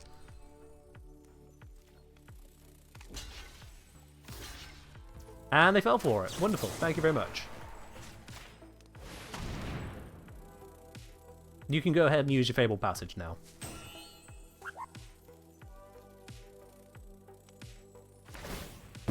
Wait, Fabled Passage is going to give them +2 plus 0. Shit, I still lose Tiny Bones. Oh, bollocks. That's overall, but still. Oops. That was a mistake on my part. Little bit of a poor value choice, but no, it was a poor value choice. There's no turning that one around. It was poor value. I'm curious that they've gone for a bird build though in these colours. I guess they really wanted this Choco, yeah. I'm just not sure on the value it brings to itself, but we'll see. I just feel like that other bird setups are faster, but I mean, you don't have to play what's fast. It gives you this one. Okay. Didn't do anything for him other than summon it, but that's fine. Affinity to birds. Oh.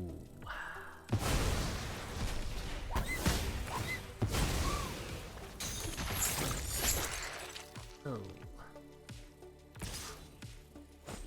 Well, that is not great, is it? That's now flying, and oh, nice double tap. Nice double tap. That is a good way of killing that one. Ouch. Okay. Let's certainly deal with this. Yeah, let's just deal with this right now, so I know that it's dealt with. So, first one first. Let's get rid of you, thank you very much. That shows they have no interaction, nothing held for them. Second, pay the 3 life, I've got plenty of it. Get rid of that one as well. There we are.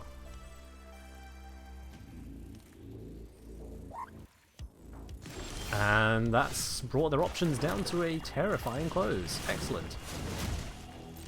Auto pay the cost to double up on the Starscape Clerics. Hopefully they don't have a counterspell.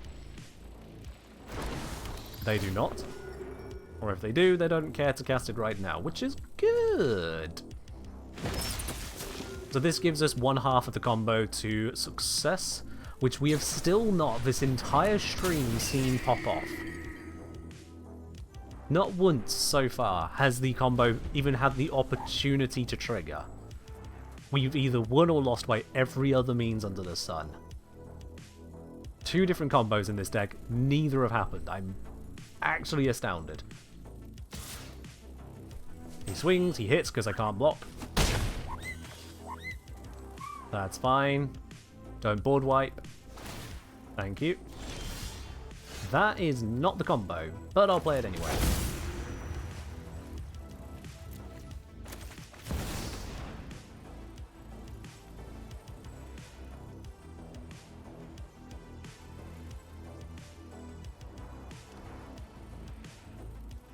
We are waiting.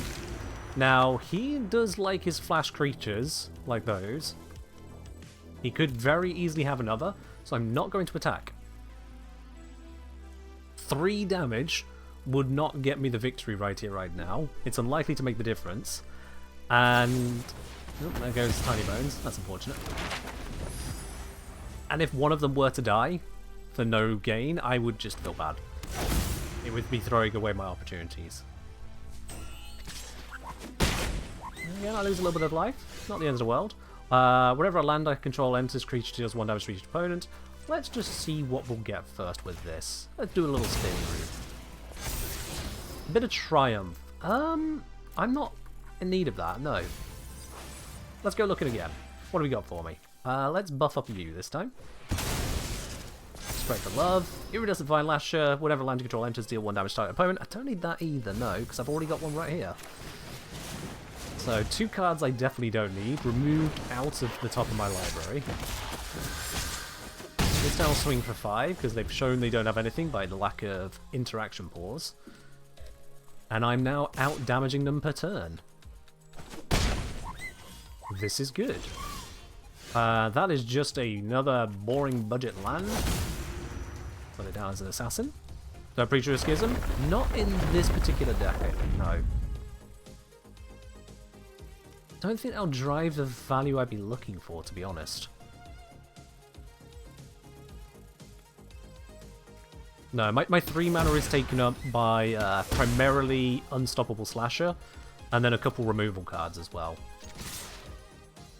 Alright, he's got some kind of interaction, but I'm going to risk it. Okay.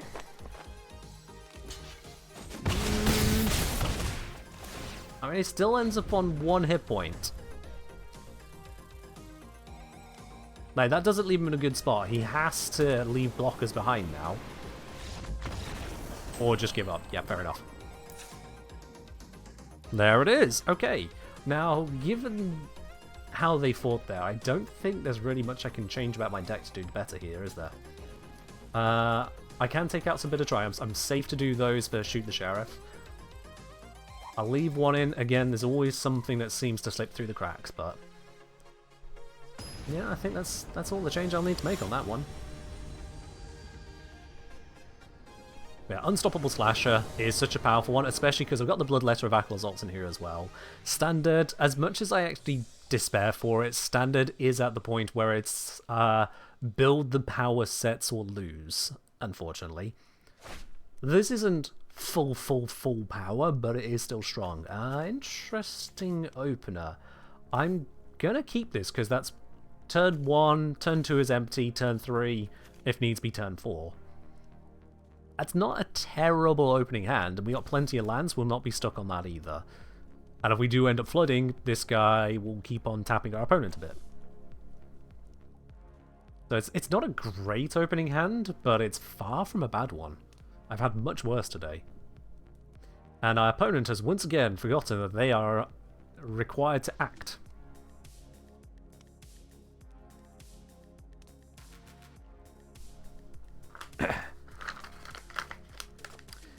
Allergy advice may also contain almonds, says my bag of cashews. Brazil nuts, hazelnuts, macadamia nuts, pecan nuts, pistachio nuts, walnuts, peanuts, and sesame. Warning, although every effort has been made to remove shell, some small fragments may remain. Small children can choke on nuts. Yeah. We've reached the point of reading the back of food packets because, come on! How many decisions do you need to make?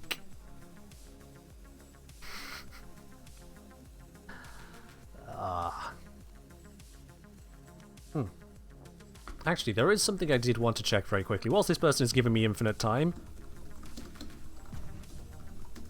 Let's see. Starts 15th of September. That is the Monday, is it not? It is. Oh, hey! There we go. Keep it. They might need 6 more minutes. They're not going to get it. They can rope out in that time. So, on Monday... oh, that's a minor item. On Monday... starts a interesting game mode over on RuneScape 3. Old school RuneScape has had a few of these so far, called RuneScape Leagues, but now it's come to RuneScape 3, and it's the first time RuneScape 3's ever had it. I am very excited to see how it all goes down. I'm going to be getting involved in that. That's nice, that's nice. You've buffed that all the way up to a 2-3 straight away. I approve, that's a good play. Yeah, give it plenty of power, make it nice and threatening. Unfortunately, you've got nowhere to run. Dead bird. Not the big surprise. But yeah, RuneScape 3 rolling around. We have the Leagues. Leagues is very different from RuneScape that you may know and have whatever opinions about. Big part of it is different, and I'm not attacking into that bird, that'd be a waste of time. Big part that is different is that it is a temporary game mode. It's going to be running until mid to late November. And as it's a temporary game mode, but still RuneScape, a number of superpowers are basically made available to you. When I say superpowers, I mean at the very start, once you pass just the Welcome to Leagues, you have a 4 times multiplier to your XP gain. A number of quests are auto-completed for you, so that you get access to more areas. My opponent just quit and gave up. Okay. Anyway, we take those. Bloodthirsty Conqueror? Yep. Yeah, that's what this deck is, guys. Let me give you a quick run through. You've not been here most of the time, so you have no idea what's actually in here. Let me give you a quick run through on this. And then we'll come back to the talk on leagues. Now my opponent has finally decided to perish. So we have got 4 intimidation tactics. Target opponent reveals their hand, choose an artifact creature from that, and exile that card. Very nice in dealing with early game threats before I get myself online with them. Well, that's 2. Oh yeah, we'll get to the combos. Iridescent Vine Lasher, nice cheap early game creature, puts down a bit of threat, deals with me getting full of mana flood. I can turn it into at least dealing some damage, especially if I get to offspring this into 2 creatures. Also, multiple jump blockers. Stabs, because stab. Tiny Bones, very effective to deal with those who want to stack their graveyard. I go, oh yes, thank you, I'll take that. Bit of trying for a bit of removal, more removal and protection denial. And then we get into the combos. Starscape Cleric and Bloodthirsty Conqueror. That combo there giving us, when opponent loses life, I gain life.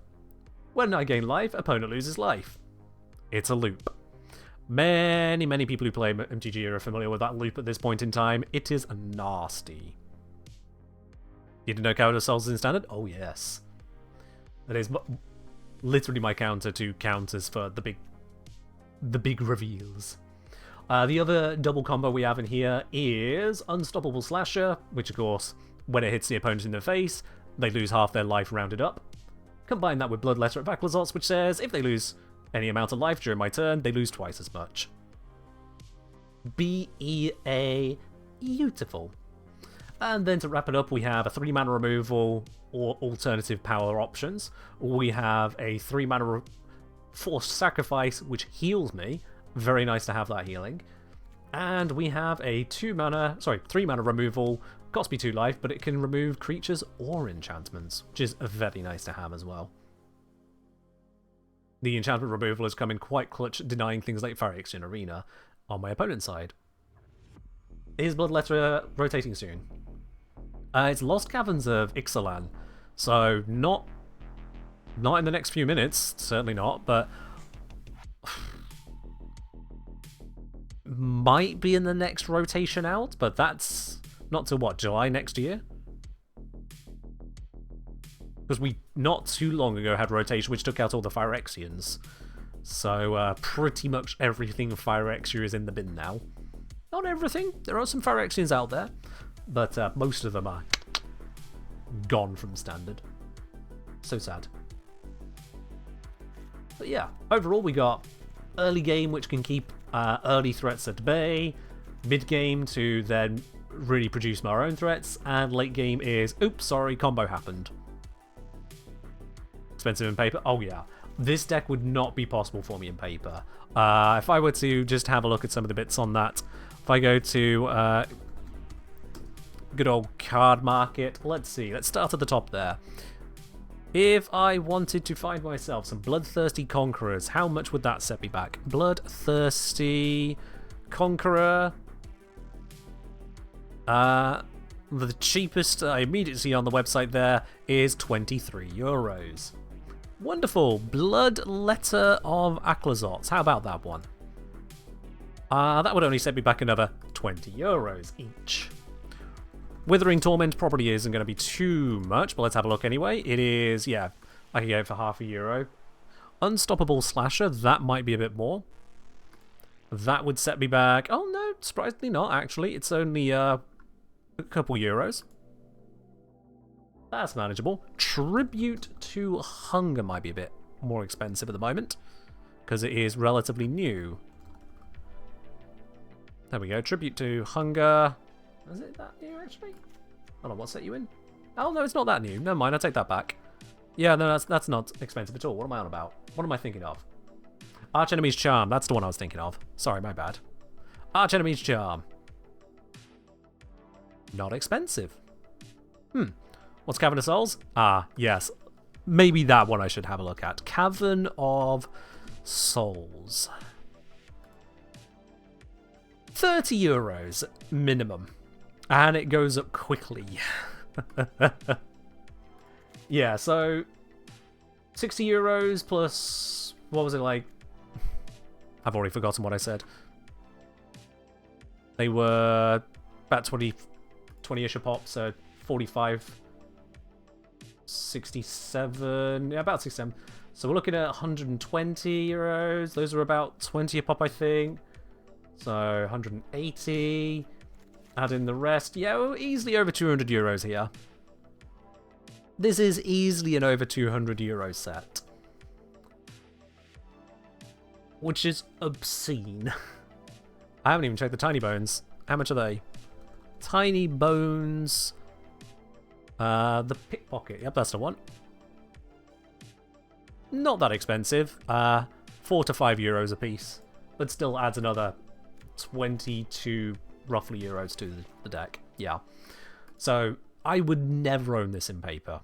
Never. There is no way I would spend out over 200 euros on a deck like this. I just wouldn't. That's not even counting the sideboarded cards as well, but there shouldn't be anything too expensive in there. Those are backup plans. Point is, Standard is, and MTG in general is expensive if you want to get into the crazy higher tier power reliable stuff. But on MTG Arena, having played as much as I have certainly helps. You don't need to do that. You just win games, get gold, open packs, and go la la la la la la la. Look at these cards we've just gained. And they have the wildcard system. Wildcard system is amazing. Some nifty pickups right there. Is that the first time line color I have? Wild. Wild. Okay. Sure. Why not? But this is visually a good example as to why I don't buy packs. Say I wanted to get yeah, here is a green spacecraft. I think it's 3 mana, which when it is fully stationed and can attack, every time it attacks, you get to take a permanent card from your hand and put it onto the battlefield without paying its mana cost. Very nice. So if I wanted that, where is it? Imagine this was a pack I opened up IRL. I would have myself a handful of white cards, a couple blue cards, a singular red card down here, and not the worst of the red cards to find, but a lot of the bits in here you just kind of go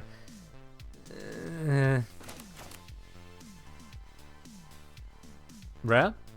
Yeah, and this has got 2 rares because it's 2 digital packs. If you were opening a normal paper pack, you would get about this many cards, maybe just a little bit less, but you're not likely to get 2 rares, I don't think, is the way it works. I might be wrong on that, but, well, I don't open the packs to really remember it. Every pack I've ever opened is because it got handed to me for free. Because I don't want them. I don't like buying loot boxes.